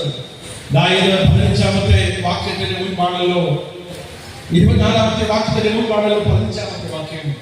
ഉൽപ്പത്തി 3:15 വായിക്കുന്നു, ഞാൻ നിനക്ക് സ്ത്രീക്കും നിന്റെ സന്തതിക്കും അവളുടെ സന്തതിക്കും തമ്മിൽ ശത്രുത്വം ഉണ്ടാക്കും, അവൻ നിന്റെ തല തകർക്കും, നീ അവന്റെ കുതികാൽ തകർക്കും. ഇത് ഓടിച്ചു വായിച്ചു മനസ്സിലാകുന്നില്ല കേട്ടോ. എന്നാൽ ഇന്ന് നമുക്ക് മനസ്സിലാക്കുന്നത് പൗലോസ് അപ്പോസ്തലനാണ്. പൗലോസ് അപ്പോസ്തലന്റെ ലേഖനത്തിൽ ഗലാത്യ ലേഖനം 4-ാം അധ്യായം 4-ാമത്തെ വാക്യത്തിൽ ഇങ്ങനെ വ്യക്തമാക്കുന്നു, എന്നാൽ കാല സമ്പൂർണ്ണത വന്നപ്പോൾ സ്ത്രീയുടെ സന്തതിയായി ഒരുവൻ, സ്ത്രീയുടെ സന്തതിയായി. അച്ഛൻ ഓർപ്പിച്ചു ആ ഒരു വാക്കുകളിൽ ഇത് അറിയിപ്പുള്ള കാലഘട്ടമാണ്. ഈ ഞായറാഴ്ച കന്യാകുമാരിയുടെ അറിയിപ്പിനെ പറ്റിയാണ് ധ്യാനിക്കുന്നത്. സ്ത്രീയുടെ സന്തതിയായി യേശു ക്രിസ്തുവിനെ ലോകത്തിന് വാഗ്ദത്തം ചെയ്തതിനു ശേഷമാണ് ദൈവം ജീവിതത്തിലേക്കുള്ള വഴി മനുഷ്യന്റെ മുമ്പിൽ അടയ്ക്കുന്നത്. അപ്പൊ ചോദിക്കുമ്പോൾ സഹോദര, ഇത് വഴിയാണോ എന്ന്? അതേ പ്രിയപ്പെട്ടവരെ, ഇത് വഴി തന്നെയാണ്. അതുകൊണ്ടാണ് യേശു പറഞ്ഞത് യോഹന്നാൻ സുവിശേഷം 14-ാം അധ്യായം 6-ാമത്തെ വാക്യം, ഞാൻ തന്നെ വഴിയും സത്യവും ജീവനുമാകുന്നു, ഞാൻ മുഖാന്തരമല്ലാതെ ആരും പിതാവിന്റെ അടുക്കൽ എത്തുകയില്ല. അതേ പ്രിയപ്പെട്ടവരെ, ഇതാണ് മാർഗം. എന്തിന്റെ മാർഗം? രക്ഷയ്ക്കുള്ള ഏക മാർഗം. സഹോദരി, നിന്റെ കണ്ണുനീർ തുടയ്ക്കപ്പെടാനുള്ള, ജീവിതത്തിന്റെ പ്രശ്നങ്ങൾക്ക് പരിഹാരം കണ്ടെത്താനുള്ള ഏക വഴിയാണ് നസ്രയനായ യേശു. യേശു പിതാവിലേക്ക്, സ്വർഗത്തേക്ക് പ്രവേശിക്കാനുള്ള പല വഴികളും ഒരു വഴിയല്ല. ഇന്ന് അങ്ങനെ പ്രസംഗിക്കുന്ന ആത്മീയ നേതാക്കന്മാർ പോലും എഴുന്നേറ്റുണ്ട്, യേശു പല വഴികളിൽ ഒരു വഴിയാണെന്ന്. അല്ല പ്രിയപ്പെട്ടവരെ, യേശു വളരെ വ്യക്തമായി പറയുകയാണ്, ഞാൻ മുഖാന്തരമല്ലാതെ, എന്നിലൂടെ അല്ലാതെ ആരും പിതാവിലേക്ക് എത്തുകയില്ല. പ്രിയപ്പെട്ടവരെ, വഴി കാട്ടുന്നവർ അനേകരുണ്ട്, വഴി പറഞ്ഞു തന്നവർ ഗുരുക്കന്മാരൊക്കെ പലരുമുണ്ട്. എന്നാൽ യേശു വഴി പറഞ്ഞു തരാൻ വന്നവനല്ല, വഴി ആയിത്തീർന്നവനാണ്. തന്റെ ദേഹമെന്ന തിരശ്ശീല കീഴിക്കൊണ്ട് പിതാവിലേക്കുള്ള പുതുവഴിയും തുറക്കുകയാണ്. ഒരിക്കല് എടത്തുവായി സമീപമുള്ള ഒരു മർത്തുമ ഇടവകയിൽ നിന്ന് എന്നെ കൺവെൻഷനെ ക്ഷണിക്കുകയുണ്ടായി. ഞാൻ ഡയറിയിലെ ഡേറ്റെല്ലാം കുറിച്ച് വെച്ചു. വെള്ളിയാഴ്ച പഠിക്കുന്നത് എനിക്ക് ആ ഡേറ്റിൽ വെള്ളിയാഴ്ച പകൽ ഇതുപോലെ ഒരു ഉപവാസ പ്രാർത്ഥനയിൽ ദൂരെ ഒരിടത്ത് മെസ്സേജ് പറയാം. അവിടുത്തെ മെസ്സേജ് കഴിഞ്ഞ് വളരെ വേഗം മടങ്ങി വന്ന് ഒന്ന് ഫ്രഷായി ഞാൻ എടത്തുവായിലേക്ക് പോവുകയാണ്. എന്നാൽ അന്ന് തിരക്കുകൊണ്ട് ഒരു കാര്യം വിട്ടുപോയി. ഇറങ്ങുമ്പോൾ മൊബൈൽ ഫോൺ എടുക്കാനായിട്ട് മറന്നുപോയി. പുള്ളറ്റ് കുറെ ദൂരം കൂടി ഇരിക്കുന്നു. പത്തനംതിട്ട കഴിഞ്ഞപ്പോഴാണ് ഞാൻ മൊബൈൽ എടുത്തിട്ടില്ല. കാരണം എനിക്ക് ആ സ്ഥലം ഏകദേശം അച്ഛൻ പറഞ്ഞ റൂട്ടൊക്കെ എഴുതി വെച്ചിരുന്നു. അച്ഛൻ പറഞ്ഞ സംശയം ഉണ്ടെങ്കിൽ എടുത്തുവാ കഴിഞ്ഞ് ജംഗ്ഷനിൽ വന്ന് വിളിക്കാനാണ് പറഞ്ഞത്. എങ്കിൽ ഏകദേശം ഓർമ്മയുണ്ടല്ലോ, മൊബൈലില്ലെങ്കിൽ സാരമില്ല എന്ന് പറഞ്ഞ് പോവുകയാണ്. എടുത്തുവാ പിന്നിട്ട് അച്ഛൻ പറഞ്ഞ് ജംഗ്ഷനിൽ ചെല്ലുമ്പോ അവിടെ ഇങ്ങോട്ട് പോകണമെന്ന് എനിക്ക് സംശയം. ഞങ്ങൾ എടുത്തുവാ ടൗണിൽ പോയി എന്തോ സാധനമൊക്കെ വാങ്ങി അല്പം പ്രായമുള്ള ആളുകളിങ്ങനെ കടന്നു വരികയാണ്. ഞാൻ ഇറങ്ങി അദ്ദേഹത്തിന് അടുപ്പിച്ചെന്ന് ചങ്ങളെ, ഞങ്ങൾ ഈ നാട്ടുകാരനാണോ എന്ന് ചെറുത് അങ്ങനെ ചോദിച്ച് ഞാൻ പറഞ്ഞു, ഇതിന്റെ ആരോഗ്യ നാട്ടുകാരനാണെന്ന് ചോദിച്ചിട്ട് മാത്രമേ ഇതിനെ ചോദിക്കാൻ പറ്റൂ. കാരണം ഇതെല്ലാം അതിന് കൂടുതലുമായ ഭയങ്കരനാണെന്ന് പറഞ്ഞു ബംഗാളികൾ. അതുകൊണ്ട് ചിലരെ കണ്ട മലയാളി അങ്ങനെ ചോദിച്ചാൽ കഴിഞ്ഞ ദിവസം ഞങ്ങളൊരു ഹോട്ടലിൽ ഭക്ഷണം കഴിക്കാൻ വേണ്ടി കണ്ടിട്ട് പയ്യൻ മലയാളി പോയെന്ന് ചോദിച്ചു. ഞാനവരോട് വലിയ കാര്യം ചോദിച്ചു, മോനെ നിന്റെ നാടുള്ള അവർ കൊണ്ട് കൊൽക്കത്ത. അപ്പൊ പിന്നെ നാടോടും നാടെല്ലാം ചോദിച്ചിട്ട് മാത്രമേ നമുക്ക് കാര്യം ചോദിക്കാൻ പറ്റൂ. എന്നോട് ഞാൻ ചോദിച്ചു, നിങ്ങൾ അതിലാണോ? ഞാൻ പറഞ്ഞു അതിന് മക്കള് ഞാൻ മർദ്ദമാസം സുവിശേഷകനാണ്. ഇവിടെ അടുത്തൊരു പ്രഥമ പള്ളിയുണ്ട്, അവിടെ കൺവെൻഷൻ പ്രസംഗിക്കാൻ വേണ്ടി ഞാൻ വന്നതാണ്. പക്ഷെ എനിക്ക് അബദ്ധം പറ്റി, മൊബൈൽ എടുത്തിട്ടില്ല. അച്ഛനെ വിളിച്ചിട്ട് റൂട്ട് ചോദിക്കാൻ പറ്റുന്നില്ല. ഞങ്ങളുടെ പള്ളി അറിയാമോ? അപ്പോൾ പിന്നെ എനിക്ക് ആ പള്ളി അറിയാം. ഞാൻ ചോദിച്ചു, അവിടേക്ക് പോകുന്ന വഴി എന്ന് പറഞ്ഞുതരാം. ഞാൻ പറഞ്ഞു, ഇവിടുന്ന് മുന്നോട്ട് പോകുമ്പോൾ ഒരു കവല കാണും, അവിടുന്ന് പടിഞ്ഞാറോട്ട് പോകണം. പടിഞ്ഞാറോട്ട് പോയാൽ അടുത്ത ഒരു ജംഗ്ഷൻ ചെല്ലും, അവിടുന്ന് തെക്കോട്ട് പോയാൽ പള്ളിയിലെത്താമെന്ന്. നേരെ കഴിച്ച 6 മണിയാണ്. ഞാൻ ആ റോഡിൽ നിന്ന് ആകാശത്തിലേക്ക് നോക്കുകയാണ്. ഇവിടെ തെക്കേത, വടക്കേത, പടിഞ്ഞാറേത ഇങ്ങനെ വഴി പറഞ്ഞു കൊടുക്കുന്നവരുണ്ട്. പുള്ളിക്കാരൊന്നും അങ്ങനെ പറയുന്നൊന്നുമില്ല. ഇന്നലെ വൈകിട്ട് നാളെ വൈകുന്നേരം ഏഴംകുളം പള്ളിയിലാണ് മെസ്സേജ്. അപ്പോൾ അവിടെ അവിടെ അടുത്തുള്ള സഹോദരി എന്നെ വിളിച്ചു, നാളെ ഞങ്ങളുടെ പള്ളിയിൽ ആണെങ്കിലും മെസ്സേജ് ഞാൻ പറഞ്ഞത് സഹോദരി എനിക്ക് ആ പള്ളി കൃത്യമായിട്ട് അറിയില്ല. അപ്പൊ ഞാൻ ചോദിച്ചു ആ പള്ളിയിൽ എങ്ങനെയാണ് പോകുന്നത്. അപ്പൊ ഒരു മങ്ങാട് ജംഗ്ഷനിൽ വന്നിട്ട് പടിഞ്ഞാറോട്ട് പോകണം. ഞാൻ എന്റെ സഹോദരി പോന്നിന്ന് വരുന്നത് ഞാൻ എങ്ങനെയാണ് മങ്ങാട് ജംഗ്ഷനിൽ പടിഞ്ഞാറ് കണ്ടുപിടിക്കുന്നത്. നമ്മൾ ദയവായി അങ്ങനെ വഴി പറഞ്ഞു കൊടുക്കുകയാക്കുന്നു. മറ്റൊരു നാട്ടിൽ നിന്ന് വരുന്നവർ ഈ തെക്ക് പടിഞ്ഞാറ് അങ്ങനെ കണ്ടുപിടിക്കും. അങ്ങനെ വഴി പറഞ്ഞു കൊടുക്കുന്നുണ്ടോ? ഞങ്ങൾ അങ്ങനെ വഴി പറയില്ല. പിന്നെ ഈ മറ്റെടുത്തു നിന്നൊക്കെ കല്യാണം കഴിഞ്ഞ് വന്നവരൊക്കെ ഉണ്ടോ, അവരാരെങ്കിലും പറഞ്ഞെങ്കിലും ഉള്ളൂ. ഞങ്ങളോട് പിന്നെ ഞാനെന്ത് പറയാതെ നമ്മൾ ശരി ഞങ്ങളെ മനസ്സിലായി പൊക്കോളാമെന്ന് പറഞ്ഞു. ഞാൻ വീണ്ടും വിഷമിച്ച് അവിടെ തന്നെ നിർത്തിയാണ്. അല്പസമയം കഴിഞ്ഞപ്പോൾ ഒരു കൊച്ചു പയ്യൻ ഒരു ചെറിയ സൈക്കിളിൽ ഇങ്ങനെ മൂളിപ്പാട്ടൊക്കെ പാടി ചവിട്ടി വിട്ടു. ഞാൻ പെട്ടെന്ന് അവനെ കൈ കാണിച്ചു നിർത്തി. ഞാൻ ചോദിച്ചു, മോൻ ഇവിടുത്തെ സ്ഥലം നിങ്ങൾക്ക് അറിയാമോ? നമുക്ക് അറിയാം. ഇവിടെ അടുത്തൊരു മർത്തോമ പള്ളിയോട് കൊണ്ട് അറിയാമോ? ഞങ്ങൾക്ക് അറിയാം. ഞങ്ങൾ അവിടേക്ക് പോകാനുള്ള വഴി എന്ന് പറഞ്ഞു തരാമോ? ഞാൻ ചിന്തിച്ചത് കൊച്ചു പിള്ളേരാകുമ്പം പടിഞ്ഞാറ് തെക്കും പറയുമല്ലോ, ലെഫ്റ്റ് റൈറ്റ് ഒക്കെ പറയുമല്ലോ എന്ന് ചിന്തയിലാണ് ഞാൻ അവരോട് ചോദിക്കുന്നത്, വഴി പറഞ്ഞു തരാമോ? പാവം പറഞ്ഞല്ലേ, അങ്ങളോട് ഞാൻ വഴി പറഞ്ഞതെന്നാണ്. അങ്ങളോട് എത്താൻ കണ്ടുപിടിക്കാൻ അല്പം പ്രയാസമായിരിക്കും. അങ്ങൾ എൻ്റെ കൂടെ വാ, ഞാൻ അങ്ങളെ പള്ളിയിൽ എത്തിക്കാമോ? അവൻ എന്നെ മറ്റൊരു സൈക്കിളിൽ ചവിട്ടിപ്പോയി. ഞാൻ അവന്റെ പിന്നാലെ ബുള്ളറ്റിൽ അവനെ അനുഗമിച്ചു. അവൻ എന്നെ പള്ളിയിൽ എത്തിച്ചിട്ടുണ്ട്. വഴി പറഞ്ഞവർ പലരുണ്ട്. എന്റെ യേശു വഴി പറഞ്ഞു തരാൻ വന്നവരല്ല, വഴി ആയിത്തീരാൻ. ഞാൻ മുഖാന്തരമല്ലാതെ ആരും പിതാവിലേക്ക് എത്തി. യേശുവാണ് വഴിയിലൂടെ യാത്ര. 18-ാം സങ്കീർത്തനം 30-ാമത്തെ വാക്യം വായിച്ചത്, ദൈവത്തിന്റെ വഴി തികവുള്ള വഴിയാണ്. ദൈവത്തിലേക്കുള്ള യേശുവാകുന്ന വഴിയെ പറ്റിയാണ് ആത്മമായി നിങ്ങളോട് പറയാൻ ശ്രമിച്ചത്. ഇനി നാം ചിന്തിക്കാൻ പോകുന്നത്, ദാവീദ് എന്തുകൊണ്ട് രേഖപ്പെടുത്തുന്നു? ദൈവത്തിന്റെ വഴി തികവുള്ളത്. ദൈവത്തിന്റെ വഴി തികവുള്ളതെന്ന് പറയുമ്പോൾ 4 ചിന്തകൾ വളരെ വേഗം പറഞ്ഞ സമയപരിധിയിൽ ഞാൻ വാക്കുകൾക്ക് വരാമെന്ന് പറഞ്ഞു. ദൈവത്തിന്റെ വഴിയുടെ ചില പ്രത്യേകതകളാണ്. ദൈവത്തിന്റെ വഴി തികവുള്ളതാണെന്ന് ദാവീദ് രേഖപ്പെടുത്തുവാൻ കാരണം ദൈവത്തിന്റെ വഴിയുടെ 4 പ്രത്യേകതകൾ. ദൈവത്തിന്റെ വഴി തികവെന്ന് പറയുമ്പോൾ 4 കാരണങ്ങൾ. ഒന്ന് വായിക്കാം. പുറപ്പാട് പുസ്തകം 13-ാം അധ്യായം അതിന്റെ 17-18 പുറപ്പാട് 13-ന്റെ 17-18 വാക്യം. ഫറവോൻ ജനത്തെ വിട്ടയച്ച ശേഷം ഫെലിസ്ത്യരുടെ ദേശത്തുകൂടെയുള്ള വഴി അടുത്തത് എന്ന് വരികയും അതല്ലല്ലോ, അതിനകത്ത് മാമനും ജനങ്ങളുടെ വാക്കുണ്ടോ?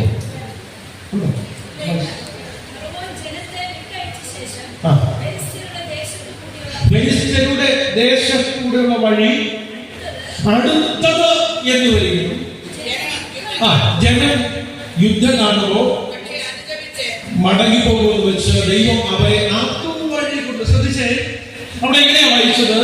ഫെലിസ്ത്യരുടെ ദേശത്തുകൂടെയുള്ള വഴി അടുത്തത് അല്ലെങ്കിൽ എളുപ്പമുള്ളത് എന്ന് വരികയും ദൈവം ആ എളുപ്പ വഴിയിലൂടെ തന്റെ ജനത്തെ കൊണ്ടുപോയില്ല. വളരെ വ്യക്തമായി രേഖപ്പെടുത്തുകയാണ്, ദൈവം ആ എളുപ്പ വഴിയിലൂടെ തന്റെ ജനത്തെ കൊണ്ടുപോയില്ല.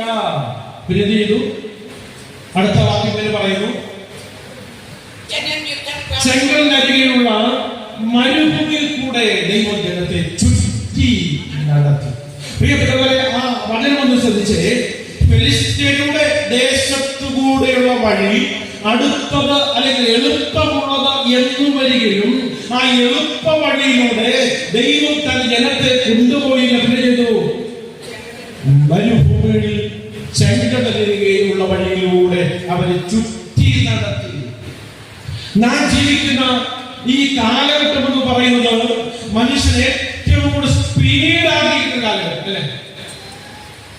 ശരിയല്ലേ ഞാൻ പറഞ്ഞ അല്ലേ? സംശയം പോലെ നിങ്ങളുടെ മുഖം നോക്കിയിട്ട് പ്രിയപ്പെട്ടവരെ, സംശയങ്ങളൊക്കെ പറയുമ്പോ ജിയൊക്കെ 5G ആകില്ലേ? കഴിഞ്ഞ ദിവസം കൊണ്ട് 5G വളരെ ആക്റ്റീവായിട്ട് അതിന്റെ പരസ്യം വന്നുകൊണ്ടിരിക്കുകയാണ്. 5G അപ്പൊ ആദ്യം 2G ആയിരുന്നു, ആദ്യം 2G അല്ലേ? 3G ആയി, 4G ആയി. 4Gക്ക് പോലും സ്പീഡ് കുറവെന്ന് പരാതി വന്നപ്പോഴാണ് ഇപ്പൊ എന്ത് ചെയ്തു 5Gയിലേക്ക് പ്രവേശിച്ചു. സ്പീഡാണ് എല്ലാവരും ആഗ്രഹിക്കുന്നത്.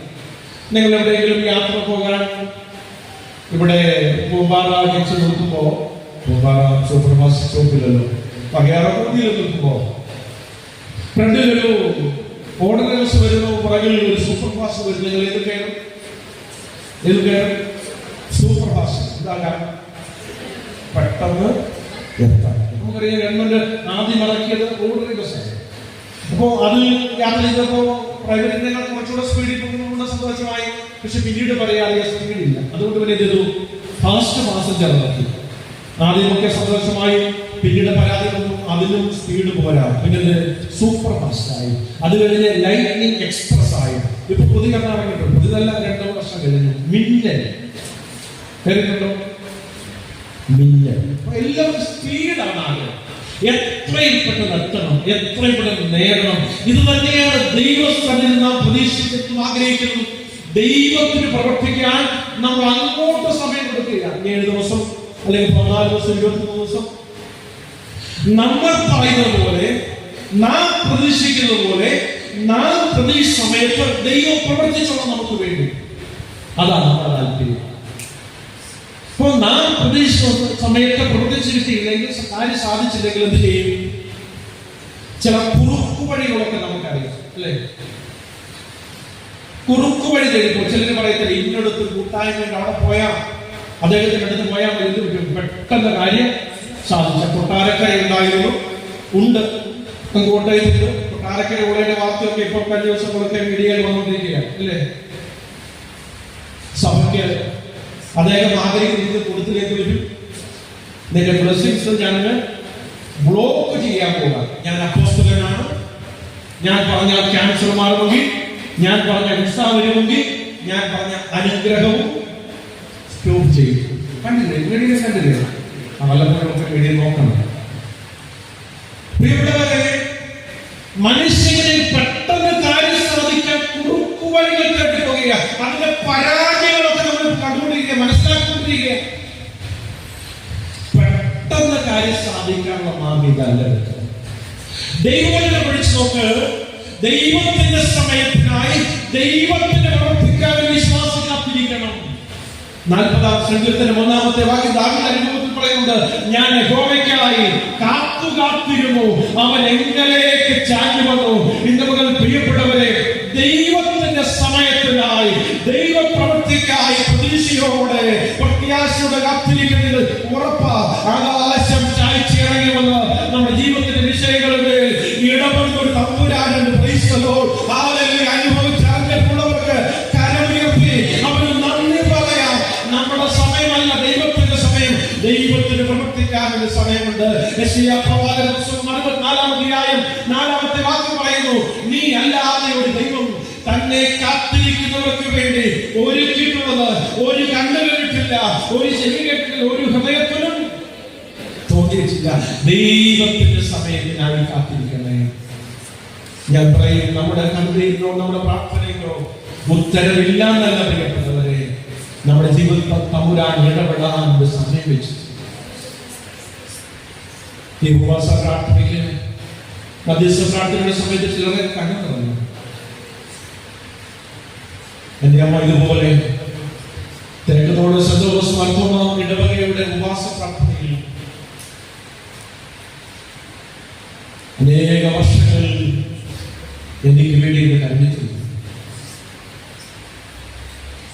എന്റെ അമ്മയുടെ ഒരു പ്രത്യേകത, 4 പേർ കൂടുതൽ കൂടിവരവിൽ 4 വാക്ക് പരസ്യമായി പറഞ്ഞ് പ്രാർത്ഥിക്കാൻ അറിയില്ല. ഒരിക്കലും എന്റെ അമ്മ പരസ്യമായി പ്രാർത്ഥിച്ചിട്ട് അറിയില്ല എന്നല്ല.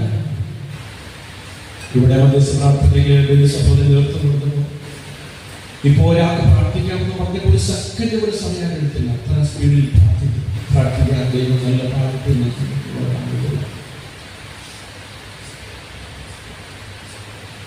എന്നെ പറ്റി പരസ്യമായി പ്രാർത്ഥിക്കാൻ അറിയാൻ വയ്യാത്തതുകൊണ്ട് മധ്യസ്ഥ പ്രാർത്ഥന ലീഡ് ചെയ്യുന്നവരോട് അത് ഉപദേശിമാരാകാം. ഞങ്ങളുടെ അന്ന് 3 പള്ളിയൊക്കെയാണ് ദർശനം. അതുകൊണ്ട് ഒരു ഉപദേശിമാരാരെങ്കിലും കാണുന്നുണ്ട് ഇടവക, അല്ലെങ്കിൽ ഇടവകയുടെ ആരെങ്കിലും മധ്യസ്ഥ പ്രാർത്ഥന നടത്തി കൊടുക്കും. വെള്ളിയാഴ്ചകളിൽ സന്യാസത്തിനൊക്കെ അദ്ദേഹം എഴുതി കൊടുക്കും. എല്ലാ ആഴ്ചയും ഞാൻ കർത്താവിന്റെ വേലയ്ക്ക് വേണ്ടി സമർപ്പിച്ച എൻ്റെ മകൻ വേണ്ടിട്ട് അവൻ മടങ്ങി വരാൻ, അവൻ ദൈവോചനമായി നിൽക്കുന്നത് കാണാൻ അവന് വേണ്ടി പ്രാർത്ഥന. വർഷങ്ങൾ കഴിഞ്ഞു, സ്വഭാവത്തിൽ മാറ്റമുള്ള ജീവിതത്തിൽ മാറ്റി. എന്റെ ഒറ്റയ്ക്ക് എനിക്ക് 3 ജ്യേഷ്ഠന്മാരുണ്ട്. സാധാരണ ഒരു പ്രോഗ്രാം, ഒരു പള്ളിയിലാകട്ടെ സമൂഹത്തിലാകട്ടെ, ഒരു പ്രോഗ്രാമിനെ ഒറ്റയ്ക്ക് എൻ്റെ പേരൻസ് വിടില്ല. അതിനോട് ധൈര്യമില്ല. ഒറ്റയ്ക്ക് പോയാൽ തീർച്ചയായും നമുക്ക് അടിയുണ്ടാക്കും, അല്ലെങ്കിൽ കേസ്. അതുകൊണ്ട് ജ്യേഷ്ഠന്മാരില്ലെങ്കിൽ കഴിവ് പോകണമെന്ന് പറയാം. പ്രിയപ്പെട്ടവരെ, ഓരോ വെള്ളിയാഴ്ച എഴുതി കൊടുക്കുമ്പോഴും അമ്മയുടെ കണ്ണടയിൽ ചിലപ്പോൾ ഇങ്ങനെ പറയും, എന്റെ കണ്ണടയും മുമ്പ്, ഞാൻ മുമ്പിൽ നിന്ന് പോകും മുമ്പ് എന്റെ കുഞ്ഞ് വചനവുമായി നിൽക്കുന്നത് കാണാൻ പ്രാർത്ഥിക്കണേ. വർഷങ്ങൾ കഴിഞ്ഞ സ്വഭാവത്തിൽ മാറ്റില്ല, ജീവിതത്തിൽ മാറ്റില്ല. മദ്യപാനം, വഴക്ക്, കേസ്. ഞാൻ കണ്ടിട്ടുണ്ട് അർദ്ധരാത്രിയിൽ മദ്യപിച്ച് വീട്ടിലെത്തുന്നത്. എന്റെ പിതാവും സഹോദരങ്ങളൊക്കെ ഉറങ്ങിയിരിക്കുന്നു. പക്ഷേ മക്കൾ അത്ര വലുതിന് പോയാലും പെറ്റമ്മയ്ക്ക് മക്കൾ മുക്കം തന്നെ. അർദ്ധരാത്രിയിൽ 12 മണി 2 മണിക്കൊക്കെയാണ് ചിലപ്പോൾ വീട്ടിൽ വരുന്നത്. ഇതുവരെയൊക്കെ മദ്യപിച്ച് എവിടെയെങ്കിലും ചുറ്റിക്കളിക്കളത്തിലായിരിക്കും. ആ സമയത്ത് ഉറങ്ങാതെ മുട്ടുപേരുന്ന കാര്യങ്ങൾ അമ്മയെ കഴിക്കും. അന്നതൊന്നും വകവെച്ച് കൊടുത്തില്ല. എന്നാൽ ഈ ചോദ്യം ഞാൻ എപ്പോഴും കേൾക്കുമായിരുന്നു. എന്റെ കടലിന് മുമ്പ് എന്റെ കുഞ്ഞ് അങ്ങയുടെ വചനമായി നിൽക്കുന്ന കണ്ടിട്ട് കടന്നു പോകുവാൻ എനിക്ക് സാധിക്കുമോ?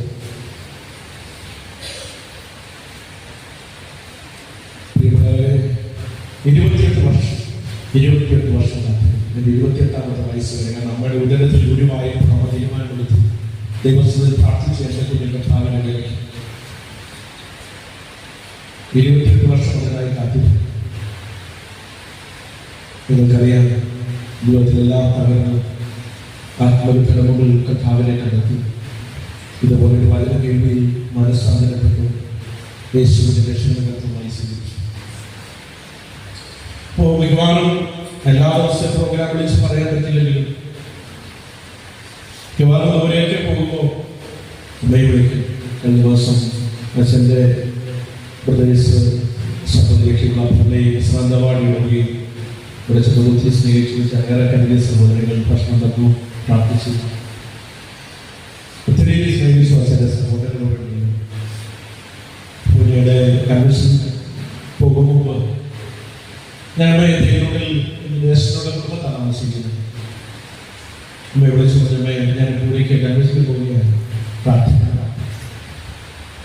അങ്ങേ തിരക്കിൽ ഒരു കരച്ചിന്റെ ശബ്ദം ഞാൻ കേട്ടു. കണ്ടു നിറഞ്ഞ് ഒഴുകുന്നുണ്ട് എന്നെനിക്ക് മനസ്സിലായി. അത് ദുഃഖത്തിനെയല്ല പ്രിയപ്പെട്ടത്, അത് സന്തോഷത്തിൻ്റെ, അത് നന്ദിയുടെ.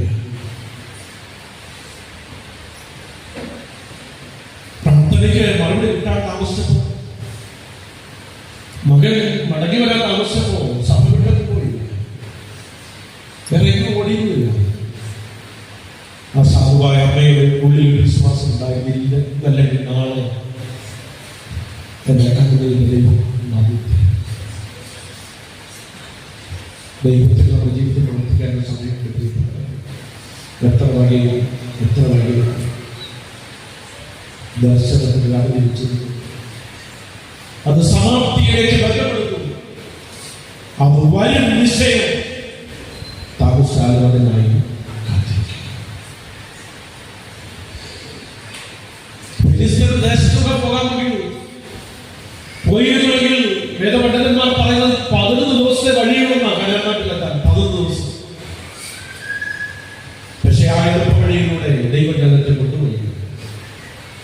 ജഗത്തെ ചുറ്റി നടത്തി. അതിന്റെ മേലിൽ പല കാരണങ്ങളുണ്ട്. അതിന്റെ വിശുദ്ധത്തിലേക്ക് കൊണ്ടുപോകാൻ ആഗ്രഹിക്കുന്നു. ഒന്നുമാത്രമോട് ഓർപ്പിക്കാൻ ആഗ്രഹിക്കുന്നു. ദൈവസന്നിധിയിൽ ദൈവത്തിന്റെ സമയത്തിനായി കാത്തിരിക്കുക. ഞാൻ പറയാൻ നമുക്ക് പറ്റിയ പരാജയമാണ് സ്ത്രീയുടെ. ഒരിക്കൽ ഒരു യൗവനക്കാരൻ ഒരു പുതിയ ബൈക്ക് മേടിച്ചു. ഇപ്പോഴത്തെ പുതിയ ബൈക്ക് എന്റെ സ്ത്രീയുടെ പോകരുത്. എന്റെ മുഖേന ബഹുമാനപ്പെട്ട അച്ഛനെ വിളിച്ച് പറഞ്ഞാ ഞാനൊരു പുതിയ ബൈക്ക് മേടിച്ചു. അച്ഛൻ വന്ന് പ്രാർത്ഥിച്ചാൽ മാത്രമേ ഞാൻ ബൈക്ക് ഓടിക്കാൻ തുടങ്ങും. ബൈക്ക് വീട്ടിൽ കൊണ്ട് വെച്ചിട്ടുണ്ട്. അച്ഛൻ ഇന്ന് വരണം. അച്ഛൻ അത്യാവശ്യമായി എവിടെ പോകാനാണ് പ്രശ്നമില്ല. പക്ഷെ ഇടവകയിൽ കുഞ്ഞാട് വിളിച്ച് പറഞ്ഞതല്ലേ, പോയില്ലെങ്കിൽ അതിനേക്കാൾ പ്രശ്നമാണ്. അതുകൊണ്ട് അച്ഛൻ സമയം കണ്ടെത്തി അവന്റെ വീട്ടിൽ ചെന്ന് അവന്റെ ബൈക്കിന്റെ ചാവി വാങ്ങി പ്രാർത്ഥിച്ച് ഏൽപ്പിച്ചു. ഈ താക്കോൽ കിട്ടേണ്ട താമസം ഇവൻ ബൈക്കുമായിട്ട് പാഞ്ഞു പോകുന്ന വഴിക്ക് ഒരു കാറുമായി കൂട്ടിയിടിച്ച് ഇവൻ ആശുപത്രിയിൽ. താൻ രാവിലെ പ്രാർത്ഥിച്ച ചെറുപ്പക്കാരൻ ആശുപത്രിയിൽ കിടക്കുന്നു പറഞ്ഞ് ഇവനെ കാണാൻ അച്ഛൻ വൈകുന്നേരം ഹോസ്പിറ്റലിലെത്തി. അപ്പോൾ ഇവൻ അച്ഛൻ ചോദിക്കുക, അച്ഛനല്ലേ എന്റെ ബൈക്ക് പ്രാർത്ഥിച്ചു തന്നത്? അച്ഛൻ പ്രാർത്ഥിച്ചപ്പോൾ പറഞ്ഞ വാക്യം ഞാൻ പ്രത്യേകം ശ്രദ്ധിച്ചു. അച്ഛൻ ഇങ്ങനെയാ പറഞ്ഞത്, നിന്റെ എല്ലാ വഴികളിലും നിന്നെ കാക്കേണ്ടത് അവൻ നിന്നെ കുറിച്ച് തന്റെ ദൂതന്മാരോട് കൽപ്പിക്കും. പിന്നെ എന്താ അച്ഛാ എന്റെ ബൈക്ക് കാറുമായിട്ട് ഇടിച്ചത്? ഒരു നിമിഷത്തെ മൗനത്തിന് ശേഷം അച്ഛൻ പറഞ്ഞു, മോനെ, ദൂതന്മാർക്ക് എത്താൻ കഴിയുന്ന ഒരു സ്പീഡുണ്ട്. അതിൽ കൂടുതൽ സ്പീഡിൽ നീ പോയാൽ ദൂതന്മാരെന്ത് ചെയ്യാനാ? പ്രാർത്ഥിച്ച ഈ പാവം പട്ടക്കാരെന്ത് ചെയ്യാനാ? പ്രിയപ്പെട്ടവരെ, നമുക്കൊരു പരാജയം പറ്റി നമുക്ക് സ്പീഡ് കൂടി പെട്ടെന്ന് കാര്യം സാധിക്കും. ദൈവത്തിന്റെ വഴി തികവുള്ളതായതുകൊണ്ട് ദൈവത്തിൽ നമ്മുടെ ജീവിതം പ്രവർത്തിക്കാൻ ഒരു സമയമുണ്ട്. ദൈവത്തിന്റെ വഴി അത് തികവുള്ള വഴിയാണ്. രണ്ടാമതായി വായിക്കാൻ പുറപ്പാട് പുസ്തകം 13-ാം അധ്യായം അതിന്റെ 18-ാമത്തെ വാക്യം തന്നെ നമ്മൾ വായിച്ച വാക്യമാണ്. ഒരു പ്രാവശ്യം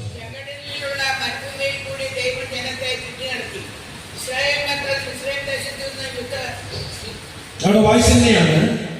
ചെങ്കടലിനരികെയുള്ള മരുഭൂമിയിൽ കൂടി ദൈവജനത്തെ ചുറ്റും. ദൈവജനത്തെ എങ്ങോട്ടാണ് കൊണ്ടുവന്നിരിക്കുന്നത്? ചെങ്കടലിന് അരികിലേക്ക്. ചെങ്കടലിനരികിലേക്ക്. ചോദിക്കാൻ നമുക്ക് ഈ മുന്നോട്ട് പോകാൻ വഴിയുണ്ടോ? വഴിയുണ്ടോ? മുമ്പിൽ എന്താണ്? 6 തല ചൊല്ലുന്ന ചെങ്കടൽ.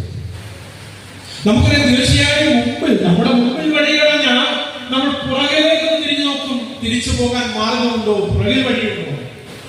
പുറകിലേക്ക് ശ്രദ്ധിക്കുമ്പോൾ അവരുടെ സൗണ്ട് കേൾക്കുന്നത് കുതിര കുളമ്പടി സൗണ്ടാണ്. അവർക്ക് മനസ്സിലായി ഒരു ശക്തിയോടെ കടന്നു വരിക, തലമുറകളെ വീണ്ടും അടിമയാക്കി തിരിച്ചു കൊണ്ടുപോകാം. ഇരുസകലേക്ക് ശ്രദ്ധിച്ചു പോകാൻ പറ്റില്ല. എത്ര പ്രതീക്ഷയോടെ ദൈവ വഴികെട്ടി ഇറങ്ങിയിട്ട് ദൈവമക്കളാണ് ചെങ്കടൽക്കരയിൽ നമ്മുടെ പ്രതീക്ഷ സ്വപ്നങ്ങൾ തകരുക, വഴി നടന്നു. ഇതുപോലെ അങ്ങനെയാണെങ്കിലും ഈ കൂട്ടായ്മയിൽ പങ്കെടുക്കുന്നു. പ്രതീക്ഷയോടെ ചില കാര്യങ്ങൾ കൈപിടിച്ചു, പ്രതീക്ഷയോടെ പൈതലിനെ പഠിച്ചു, പ്രതീക്ഷയോടെ ഒരു കുടുംബത്തിലേക്ക് അയച്ചു. ഇന്ന് കുഞ്ഞുങ്ങളുടെ മുമ്പിൽ ചില വഴികൾ പറഞ്ഞവരാണ്. മുന്നോട്ട് എങ്ങനെ ഒരു സ്റ്റെപ്പ് പോകുമെന്ന് ഭാരത്തോടെ ആണെങ്കിലും മനസ്സിലാക്കും. അവരോട് ഈ തിരുവചന ഭാഗം നൽകുന്ന ഒരു ദൂതുണ്ട്. ഇസ്രായേലിന് മുമ്പിൽ വഴി അടഞ്ഞപ്പോൾ നേതൃത്വം കൊടുക്കുന്ന മോശ ഈ ജനത്തിന് വേണ്ടി മുഖത്തേക്ക് നോക്കുകയാണ്. ഭൂമിയിൽ വഴി അടഞ്ഞപ്പോ അവർ ഉയരത്തിലേക്ക് നോക്കുകയാണ്. എന്താ സംഭവിക്കുന്നത്? വഴി അടഞ്ഞു പോയ സ്ഥാനത്ത് ചെങ്കടലിനുള്ളിൽ സ്വന്തം ഒരു പുതുവഴിയെ ചില നാളുകളായി, വർഷങ്ങളായി, അല്ലെങ്കിൽ വർഷങ്ങളായി എന്റെ കുഞ്ഞിന് വേണ്ടി ഒരു വഴി തുറക്കണമെന്ന് ദൈവം കരയുന്ന അച്ഛനെ വിളിക്കുന്നു. കരയിൽ കിടന്നാൽ ഉറക്കം വരും. കുഞ്ഞുങ്ങളുടെ ഭാവിയെ പറ്റിയുള്ള സങ്കടങ്ങളാണ്. ഒത്തിരി പ്രതീക്ഷയുടെ ലോണൊക്കെ എടുത്ത് പഠിപ്പിച്ചതാണ്. ലോൺ അടയ്ക്കാൻ പറ്റി. മുന്നോട്ട് എങ്ങനെ പോകുക? എന്റെ കുഞ്ഞിന്റെ ഭാവി എന്താകുന്നത്? പ്രിയമാതാവെ, ദൈവസ്ഥയിൽ മുട്ടുപിടി കരയുന്നത് ഒരുപക്ഷെ കുടുംബത്തിൽ ആരും ആ കണ്ണീർ കണ്ടില്ലെങ്കിലും അയൽവാസികളോ കൂട്ടായ്മയിലുള്ളവരോ പ്രാർത്ഥന കേട്ടില്ലെങ്കിലും ഇന്ന് പകൽ ഉറപ്പോടെ പറയട്ടെ, നിന്റെ കണ്ണീരിനെ മാനിച്ച് നിന്റെ പ്രാർത്ഥനയെ കേട്ട് ഒരുവരെയും കണ്ണു കണ്ടിട്ടില്ലാത്ത, ചെവി കേട്ടിട്ടില്ലാത്ത, ഹൃദയത്തിൽ തോന്നിട്ടില്ലാത്ത ഒരു പുതുവഴി തുറക്കാൻ എന്റെ ദൈവം മതിയായതില്ല. കാരണം ദൈവത്തിന്റെ വഴി അത് തികവുള്ളതാ. വിശ്വസിക്കലുകൾ, ഏറ്റെടുക്കലുകൾ അനുഭവിച്ചറിഞ്ഞവർ കൂട്ടായ്മയിൽ വന്നിട്ടുണ്ടെങ്കിൽ അവർ കരമുയർത്തി തമ്പുരാന് നന്ദി പറയാം. ദൈവത്തിന്റെ വഴി തികവുള്ളത്, ദൈവത്തിന്റെ വഴി തികവുള്ളത്, ദൈവത്തിന്റെ വഴി അത് തികവുള്ളത്. ഉറപ്പോടെ ധൈര്യത്തോടെ ചങ്കൽ കട്ടിപ്പ് അവസരം പ്രിയപ്പെട്ടവരെ, എല്ലാ വഴിയും വളയുമോ അവൻ നമുക്ക് വേണ്ടി പുതുവഴി തുറക്കുന്നവനാണ്. ഏലിയാവിന് കാക്കയെ കൊണ്ട് ഭക്ഷണം കൊടുത്തെങ്കിൽ, സാറാപുത്രൻ തന്റെ മകന് വേണ്ടി വിലകി ഒഴിച്ചെങ്കിൽ ആ തമ്പുരാൻ ഇന്നും ജീവിക്കുന്നവനാണ്. എന്റെ ജീവിതത്തിന്റെ സാഹചര്യങ്ങളെ, ജീവിതാനുഭവങ്ങളെ പറ്റി നന്നായി അറിയാവുന്നവർ മുമ്പിലാണ് നിൽക്കുന്നത്. പ്രിയപ്പെട്ടവരെ, കർത്താവിന്റെ വേലയ്ക്കിറങ്ങി 1 വർഷം പിന്നിടുമ്പോഴാണ് ആശയുടെ ശരീരത്തിലേക്ക് റൊമാറ്റോയിഡ് ആർത്രൈറ്റിസ് എന്ന് പറയുന്ന രോഗം അതികഠിനമായി പ്രവേശിച്ചു. അതിന് ചികിത്സയ്ക്ക് അറിയാതെ 1 മാസത്തെ ചികിത്സയ്ക്ക് 35,000 രൂപ 40,000 രൂപ ചെലവായ സമയം. ഒരു സുവിശേഷകൻ, മറ്റൊരു വരുമാനമില്ലാത്ത വ്യക്തി ഈ ചികിത്സയുമായി വരുന്നുണ്ട്. 7.5 വർഷം അമൃതാഭാസത്തിലെത്തിച്ചിട്ടുണ്ട്. 3-4 വർഷങ്ങൾ പിന്നിട്ടപ്പോ എല്ലാ മാസവും ചെക്കപ്പിന് പോകുന്നു, എല്ലാ മാസവും മെഡിസിൻ ഉണ്ട്. ഒന്നും പ്രിയപ്പെട്ടവരെ, ഒരു ദിവസം പോലും മെഡിസിൻ ഒഴിവാക്കാൻ പറ്റില്ല. ടാബ്ലറ്റ് ഭയങ്കര റേറ്റ്. 4 വർഷം പത്മനാഭനായ റോബർട്ടോസിനെ കണ്ടു കഴിഞ്ഞപ്പോ എല്ലാ മാസവും ചെക്കപ്പിന് എനിക്ക് കൂടെ പോകാൻ പറ്റില്ല. ഞങ്ങളൊന്ന് അഴിവ് താമസിക്കുന്ന സമയം ഞാൻ നേരത്തെ കൺവെൻഷൻ ഡേറ്റ് കൊടുക്കുന്നത് കൊണ്ട് ഡോക്ടർ ഡേറ്റ് അനുസരിച്ച് എനിക്ക് കൂടെ പോകാൻ പറ്റില്ല. എന്റെ സഹോദരങ്ങൾ ആരോഗ്യത്തേക്ക് കൊടുക്കുന്നത് വഴി അല്ലെങ്കിൽ നിങ്ങൾ നിങ്ങളെ സ്നേഹിക്കുന്ന പോലെ സ്നേഹിക്കുന്ന, കൂടപ്പുറപ്പിനെ പോലെ സ്നേഹിക്കുന്ന, ജാതി മത വ്യത്യാസമില്ലാതെ ധാരാളം പ്രിയപ്പെട്ടവർ അയ്യൂരിന്റെ പ്രദേശത്ത് ഇപ്പോഴുണ്ട്. ഇപ്പോഴും ഓടി വന്ന് അന്വേഷിക്കുന്നുണ്ട്. വിഷയം തോന്നിയ ഓടി വന്ന് വീട്ടിലെ കാര്യങ്ങൾ ചെയ്തു വെച്ചിട്ട് പോകുന്ന ഹൈന്ദവ സഹോദരങ്ങളുണ്ട്. ഒരിക്കലും ഡോക്ടർ പറയുകയാണ്, അടുത്ത മാസം വരുമ്പോൾ ഹോസ്പിറ്റലോട് പറയണം തീർച്ചയായും കൊണ്ടുവരാൻ, എനിക്ക് കാര്യം സംസാരിക്കാൻ പറ്റും. പിന്നെ 1 മാസം ഞാൻ ആശയം കൊണ്ട് ഹോസ്പിറ്റലിച്ചപ്പോ ആ ഡോക്ടർ ചോദിച്ചാൽ എന്തുകൊണ്ടാണ് ഈ പ്രാവശ്യം ഞാൻ തന്നെ കൂടെ നിർബന്ധം പിടിച്ചത്. അദ്ദേഹം പറഞ്ഞു, എനിക്ക് തങ്ങളോട് ഒരു കാര്യം സംസാരിക്കാനുണ്ട്. കഴിഞ്ഞ 4 വർഷമായി തിരുപ്പതി നടക്കുന്ന പക്ഷേ രോഗത്തിന് ചെയ്യിക്കുന്നതാണ്. അതുകൊണ്ട് പുതിയ ഒരു ചികിത്സയിലേക്ക് പ്രവേശിക്കാൻ താല്പര്യമുണ്ട്. നിങ്ങൾക്ക് അതിനുള്ള സാമ്പത്തികമുണ്ടോ എന്നറിയാൻ വിളിച്ചതാണ്. ചോദിച്ചു, എന്ത് ജോലി ചെയ്യുന്നു? ഗൾഫിൽ വരണം. ഞാൻ പറഞ്ഞ സാറേ, ഞാൻ 10 വർഷം സുവിശേഷം. മാസത്തിലുള്ള സാലറി ഉണ്ട്. നിങ്ങളെ പോലെ ഞാനും ഒരു ബുദ്ധി വെച്ചു. പലത് കാര്യങ്ങൾ സാലറി കൊണ്ട് ജോലിയല്ലേ? ഞാൻ പറഞ്ഞല്ല. പിന്നെ എങ്ങനെയാണ് ഈ ചികിത്സ നിങ്ങൾ നടത്തുന്നത്? ഞാൻ പറഞ്ഞു, ദൈവം നടത്തുന്നത്. പലരും പറയാൻ നിങ്ങളെ വിളിച്ചവർക്കായിപ്പോയി. ഞാൻ പറയാൻ ഉദ്ദേശിച്ച കാര്യം നിങ്ങളോട് പറഞ്ഞിട്ട് കാര്യമില്ല, നിങ്ങളൊന്നും അത് സാധിക്കില്ല. ഞാൻ ചോദിച്ചു, എങ്ങനെ വിളിപ്പിച്ചു? എന്താ സാറ് പറയാൻ ഉദ്ദേശിച്ചത്? നിങ്ങൾ പറഞ്ഞു, ഇനിയുള്ള മാസം തുടർച്ചയായി 10-15 മാസം ഒരു ഇഞ്ചക്ഷൻ എടുക്കുന്നത്. ഒരു ഇഞ്ചക്ഷൻ റേറ്റ് 30,000 രൂപ. നിങ്ങളെ കൊണ്ടത് സാധിക്കാത്തതുകൊണ്ട് തൽക്കാലം വേണ്ടാന്ന് തീരുമാനം.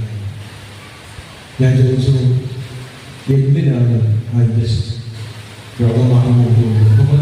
രോഗം ഇഞ്ചക്ഷൻ ഒന്നും മാറത്തില്ല. കാരണം ഞാൻ പറഞ്ഞ് മനസ്സിലാക്കിയിട്ടുണ്ടല്ലോ, ഈ രോഗം ശരീരത്തിൽ വന്നാൽ അതിനൊരു മെഡിസിൻ പൂർണ്ണമായി മാറാൻ ഇതുവരെ മെഡിസിൻ കണ്ടെത്തില്ല. പിന്നെ ഈ പേഷ്യന്റിന്റെ ഈ ആളുടെ രീതി അനുസരിച്ച് ഇപ്പോൾ മനസ്സിലാക്കുന്നത് ഒരു പക്ഷേ കണ്ടായി പോകാനുള്ള വീഴ്ചയാനുള്ള സാമ്യം നമ്മൾ കാണുന്നു. അതിന് ഒരു മുൻകരുതലാണ് ഇഞ്ചക്ഷൻ. ഞാൻ ആശയം പറഞ്ഞു, വെളിയിൽ നിൽക്കുന്നതിലേക്ക് ഞാൻ ഡോക്ടർ പറഞ്ഞു, സാറേ ഞാൻ തയ്യാറാണ്, ഞങ്ങൾ റെഡിയാണ്. ഞങ്ങൾ ചോദിച്ചു, നിങ്ങളെ കൊണ്ട് സാധിക്കും, ആരെങ്കിലും സഹായിക്കാൻ?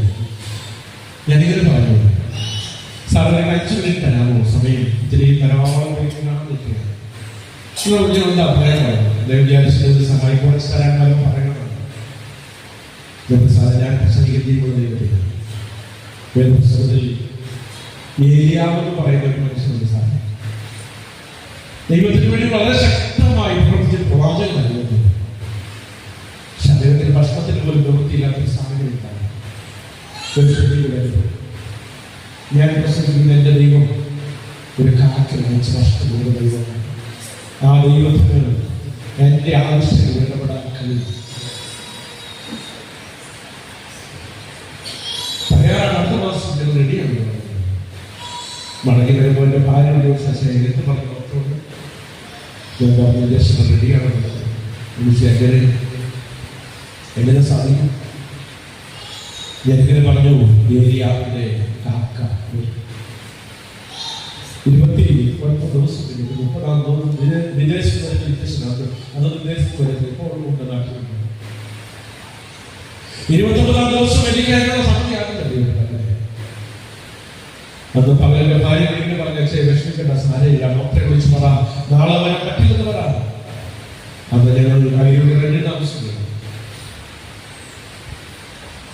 ഞാൻ എപ്പോഴും പറഞ്ഞ് വിശ്വസിക്കുക, എന്റെ ദൈവത്തിന് പ്രവർത്തിക്കാൻ അധിക സമയമില്ല.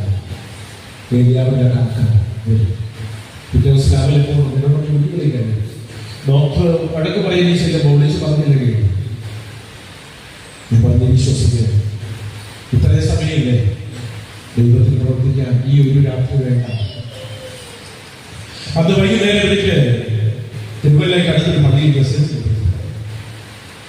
ഞാൻ മെസ്സേജ് കഴിഞ്ഞ് തിരിച്ചു വരികയാണ്. പിന്നെ രാത്രി വൈദ്യുതി കുമ്പനാട് എത്തുമ്പോൾ എൻ്റെ ഫോണിലേക്ക് കോൾ വരും. പേരും ചെയ്തിട്ടില്ല, പരിചയമുള്ള നമ്പരല്ല. അറ്റൻഡ് ചെയ്യുമ്പോൾ ഞാൻ ചോദിച്ചു ആരാ? ഇവിടെ പറഞ്ഞ ബാബുസാർ, ഞാൻ നൗഷാദ്. നിങ്ങളുടെ മനസ്സിലായി കൊടിഞ്ചേരി പരിചയമുള്ളവർക്ക് ഒരു പക്ഷേ അറിയാം. കൊടിഞ്ചേരി ടൗണിൽ മാമാട്ടി എന്ന് പറയുന്ന ഒരു വലിയ ടെക്സ്റ്റൈൽസ് നടത്തുന്ന ഒരു മുസ്ലിം സ്ത്രീ.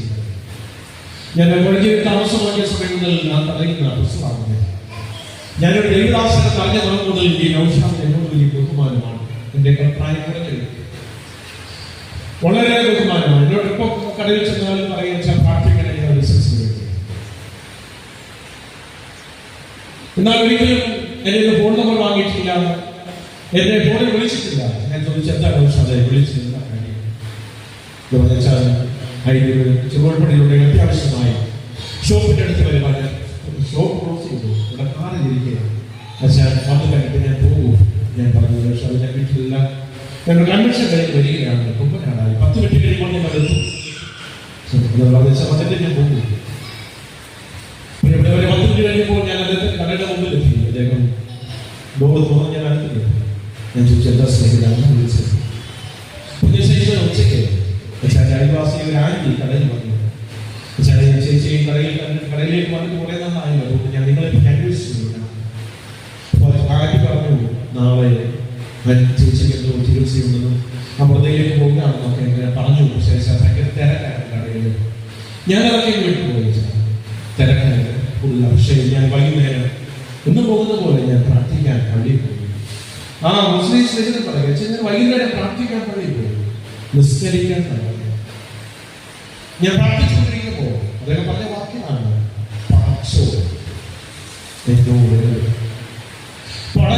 എന്നോട് പറഞ്ഞത്. ഞാൻ ഈ കവറിലാക്കി വെച്ചിട്ടുണ്ട്.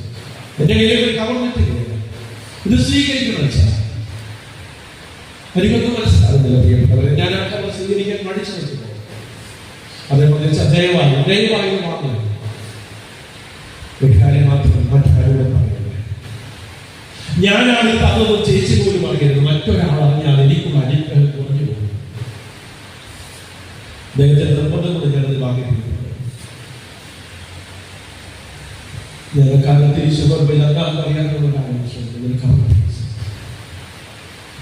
നിങ്ങൾ വിശ്വസിക്കുമെന്ന് എനിക്കറിയില്ല. ആ കവറിൽ ഇരുന്നത് കൃത്യം 30,000 രൂപയുടെ ഒരു ചെക്കാണ്. നിങ്ങൾ വിശ്വസിക്കുന്നില്ല. അനുഭവിച്ചറിഞ്ഞാണ് പറയുന്നത്. അദ്ദേഹത്തോട് ആര് പറഞ്ഞു 30,000 രൂപ ആക്സിസ് എന്നോട് ചോദിച്ചിട്ടില്ല. ഏലിയാവിന്റെ ദൈവം ജീവിക്കുന്നവരുടെ ധൈര്യത്തോടെ പറയാൻ കാരണം ഇവിടെ ഈ അച്ഛന്മാർക്ക് അറിയാം, എല്ലാവരും ആത്മാർത്ഥ സ്നേഹിക്കുന്നത്. ഒരച്ഛന്മാരുണ്ട്, ഒരു പട്ടക്കാരുടെ ഭാവസമൂഹം ഇതുവരെ ഒരു പ്രോഗ്രാം ചോദിച്ചിട്ടില്ല. എത്ര അടുത്തുള്ള അച്ഛന്മാരോടും എന്റെ കണ്ടീഷൻ വിളിക്കണം, എന്നെ ഓർക്കണമെന്ന് പറഞ്ഞിട്ടില്ല, പറയില്ല. അത് നമ്പുരാന്റെ മുമ്പിൽ എടുത്ത തീരുമാനമാണ്. ഒരു പ്രോഗ്രാം ചോദിച്ച് ഒരു രാജ്യത്ത് തമ്പുരാൻ അയക്കുന്നത് മാത്രമേ പോകൂ, ക്ഷണിക്കുന്നത് മാത്രമേ പോകൂ. നിങ്ങൾക്ക് ഞാൻ ഒരു വീട് സന്ദർശിക്കുന്നു, എന്റെ ഇടയിൽപ്പെട്ടവർക്ക് പോലും ചിലർക്ക് പരാതിയുണ്ടാവും. ഞങ്ങളുടെ വീട്ടിൽ പരാതിയില്ല. പ്രിയപ്പെട്ടവരെ, ഒരു പ്രാർത്ഥന ആവശ്യമുണ്ട് വെച്ചാൽ ഒന്ന് പ്രാർത്ഥിക്കണമെന്ന് പറയാം, അല്ലെങ്കിൽ എന്റെ വീട്ടിൽ ഒരു വിഷമമുണ്ട് വന്ന് പ്രാർത്ഥിക്കണമെന്ന് പറയുന്ന ഒരു വീട്ടിൽ പോകില്ല. പിന്നെ രോഗികളായോ അല്ലെങ്കിൽ മരണമുണ്ടോ അങ്ങനെ മാത്രമേ അവർ വീട്ടിൽ പോകൂ.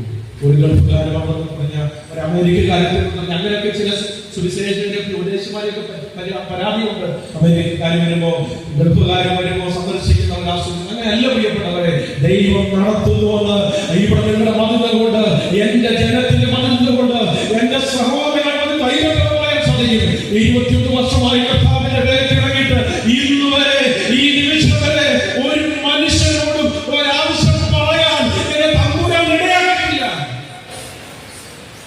എപ്പോഴൊക്കെ ഒരു ആവശ്യം വരുമോ അന്ന് തമ്പുരാന്റെ മുമ്പിൽ മുട്ടുമടക്കും. വീട്ടിലെത്തിക്കുന്നുണ്ട് ദൈവം, വീട്ടിലെത്തിക്കും. എല്ലാ വഴിയും അടഞ്ഞു പോയതൊക്കെ ചിലപ്പോൾ തോന്നാൻ പറ്റും. എല്ലാ വഴിയും അടയുമ്പോ പുതുവഴി തുറക്കുന്ന ഒരു തമ്പുരാനുണ്ട്. കാരണം ദൈവത്തിന്റെ വഴി അത് തികവുള്ള വഴിയാണ്, തികവുള്ള വഴി. മൂന്നാമതായി ദൈവത്തിന്റെ വഴിയുടെ 3-4 പ്രത്യേകത വളരെ ഒറ്റവാക്കി പഴയ ഉപദേശിക്കുന്ന ഭാഷയിൽ പറഞ്ഞാൽ കമ്പി വാകുന്നത് പറഞ്ഞ് അവസാനിപ്പിക്കുക. പുറപ്പാട് 14-ാം അധ്യായം 22-ാം വാക്യം. പുറപ്പാട് 14-22. ഇസ്രായേൽ മക്കൾ കണ്ണുനടുവിൽ ഉണങ്ങിയ നിലത്തിലൂടെ മതി. പ്രിയപ്പെട്ടവരെ, ഇസ്രായേൽ മക്കൾ കടൽ നടുവിൽ ഉണങ്ങിയ നിലത്തിലൂടെ കടന്നു. ഉണങ്ങി എവിടെയാണ് ഈ ഉണങ്ങി നിലുണ്ടായത്? ചെങ്കടലിൽ. നമുക്കറിയാം, ഈ നദിയിൽ വെള്ളം പറ്റിയാൽ കടലിൽ വെള്ളം പറ്റിയാൽ അതിന്റെ സാഹചര്യങ്ങളൊക്കെ നമ്മൾ ഫ്ലഡിന്റെ സമയത്ത് കണ്ടവരാണ് അല്ലെ. ഈ വെള്ളം കയറി പോകുമ്പോഴുള്ള പ്രയാസം, വെള്ളം ഇറങ്ങി പോകുമ്പോഴുള്ള വെള്ളം വിടുന്ന സമയത്തുള്ള പ്രയാസങ്ങളൊക്കെ നമ്മൾ കണ്ട് മനസ്സിലാക്കിയവരാണ്. കോന്നിക്കാർക്ക് അത്രയും മനസ്സിലാക്കണമെന്ന് എനിക്ക് കരുതുന്നത്. ഞാൻ അയ്യൂരൊക്കെ ആയിരുന്നതുകൊണ്ട് ഈ വെള്ളപ്പൊക്ക സമയത്ത് അതിൻ്റെതായ പ്രയാസം നന്നായി മനസ്സിലാക്കി വെക്കും. വെള്ളം കയറി ഇറങ്ങിപ്പോയപ്പോ ആ നാട്ടിലൊന്നും പ്രവേശിക്കാൻ പറ്റുന്നില്ലായിരുന്നു, കാലുകുത്താൻ പറ്റില്ല, അത്ര ചെളിയായിരുന്നു, വഴുവഴുപ്പായിരുന്നു, വീണു പോകുന്നു. എന്നാൽ ചെങ്കടലിൽ വെള്ളം പറ്റിയപ്പോൾ എങ്ങനെയാണ് വായിച്ച അവർ പോയത്? ഉണങ്ങിയ നിലത്തൂടെ കടന്നു പോയത്. ദൈവത്തിന്റെ വഴി പ്രത്യേകത ഏതാണ്? വീണു പോകുമ്പോൾ തോന്നിയേക്ക, പക്ഷെ ഉണങ്ങിയ നിലത്തിലൂടെ നടക്കുന്നത്. 21-ാം സങ്കീർത്തനം 3-ാമത്തെ പറയുന്നു, നിന്റെ കാൽ വഴുതുവാൻ അവൻ ദൈവത്തിന്റെ വഴിയിലൂടെയാണ് നീ യാത്ര ചെയ്യുന്നത്. ഉണങ്ങിയ നിലത്തിലൂടെ നടക്കുന്നത്. 4-ാമത്തെ കാര്യം കൂടെ ആ വാക്യത്തിൽ ഞാൻ പറയാൻ സാധിക്കുക. അവർ ഇടത്തും വലത്തും വെള്ളം, അവർ ഇടത്തും വലത്തും വെള്ളം മതിലായിരുന്നു. വെള്ളം മതിലായിരുന്നു. മതിലത്തിനെ സൂചിപ്പിക്കുന്നു. മതിലത്തിനാണ്. കോന്നിക്കാരോട് ഞാൻ പറയണോ മതിലെന്തിനാണെന്ന്? മതിലെന്തിനാ? നമ്മുടെ അച്ഛനാണെങ്കിൽ ഞാൻ ഇതുവരെ കൺവെൻഷന് കഴിഞ്ഞ് പോകുമ്പോൾ ഷാജി ഗേറ്റ് അടയ്ക്കാൻ വിട്ടുപോയ അച്ഛൻ രാത്രി ഗേറ്റ് അടയ്ക്കുന്ന പല പ്രാവശ്യം കഴിക്കും. ഈ മതിലടയ്ക്ക് അല്പം ഗ്യാപ്പ് അച്ഛൻ രാത്രി നടക്കുന്നു. എന്താണ് വെച്ചത്? വെച്ചിരിക്കുന്നു. വെച്ച കാര്യം മനസ്സിലായി.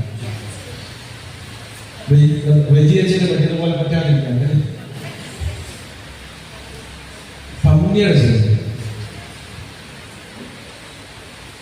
മതിൽ സംരക്ഷണമാണ്, സുരക്ഷിതത്വം. തന്റെ ജനം യാത്ര ചെയ്ത ആ യാത്രയിൽ ഇടവും വലവും മതിലായതുകൊണ്ട് സംരക്ഷിക്കുന്ന പുരാനെയാണ് കാണുന്നത്. നമ്മൾ ഈ കാലഘട്ടം വിളിക്കുന്നത് കോവിഡാനന്തര കാലം അല്ലേ? കോവിഡാനന്തര കാലം.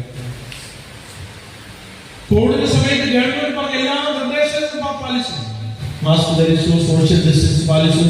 പിന്നെ വീട്ടിന്റെ പുറത്തു പോയി മടങ്ങി വന്നാൽ പല കമ്പനികളുടെ സാനിറ്റൈസർ മാറി കുടിച്ചവരുടെ കയ്യിൽ പുരട്ടിയുണ്ട്.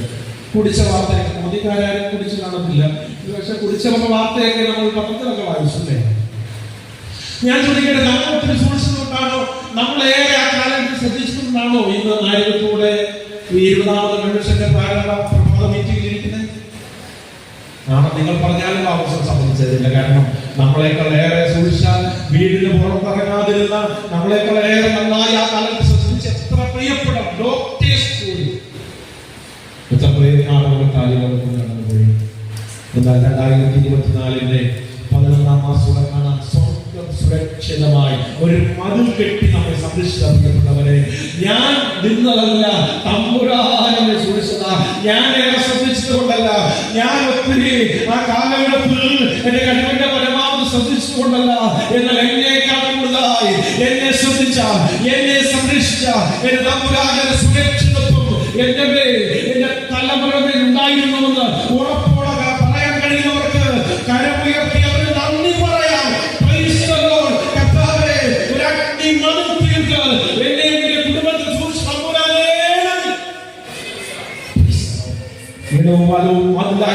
തന്റെ വഴിയുടെ യാത്ര തന്റെ മക്കളെ സുരക്ഷിതമായി സൂക്ഷിക്കുന്നു. ദൈവത്തിന്റെ വഴിയുടെ 4 പ്രത്യേകതകളാണ് സമയം പരിഹരിക്കുന്നത് പറയാൻ ശ്രമിച്ചത്. പ്രിയപ്പെട്ടവരെ, ദൈവത്തിന്റെ വഴി തികവുള്ളതായതുകൊണ്ട് ഈ വഴിയിൽ അവന്റെ സമയത്തിനായി കാത്തിരിക്കുക. എല്ലാ വഴിയും പറഞ്ഞു പോകുമ്പോൾ അവൻ നമുക്കായി പുതുവഴികളെ തുറക്കുന്നവരാണ്. അതേ ഉണങ്ങി നിലത്തുകൂടി വഴിയിൽ നമ്മെ നടത്തുകയും മറ്റാർക്കും നൽകാൻ കഴിയാത്ത സ്വർഗീയ സുരക്ഷിതത്വം നൽകി ഈ വഴിയിൽ നമ്മെ പരിപാലിക്കുകയും ക്രിസ്തുവാകുന്ന വഴിയിലൂടെ യാത്ര ചെയ്ത് നിത്യത്തിലേക്ക് പ്രവേശിക്കാൻ കേട്ട ദൈവത്തിന് നമ്മെ സഹായിക്കും.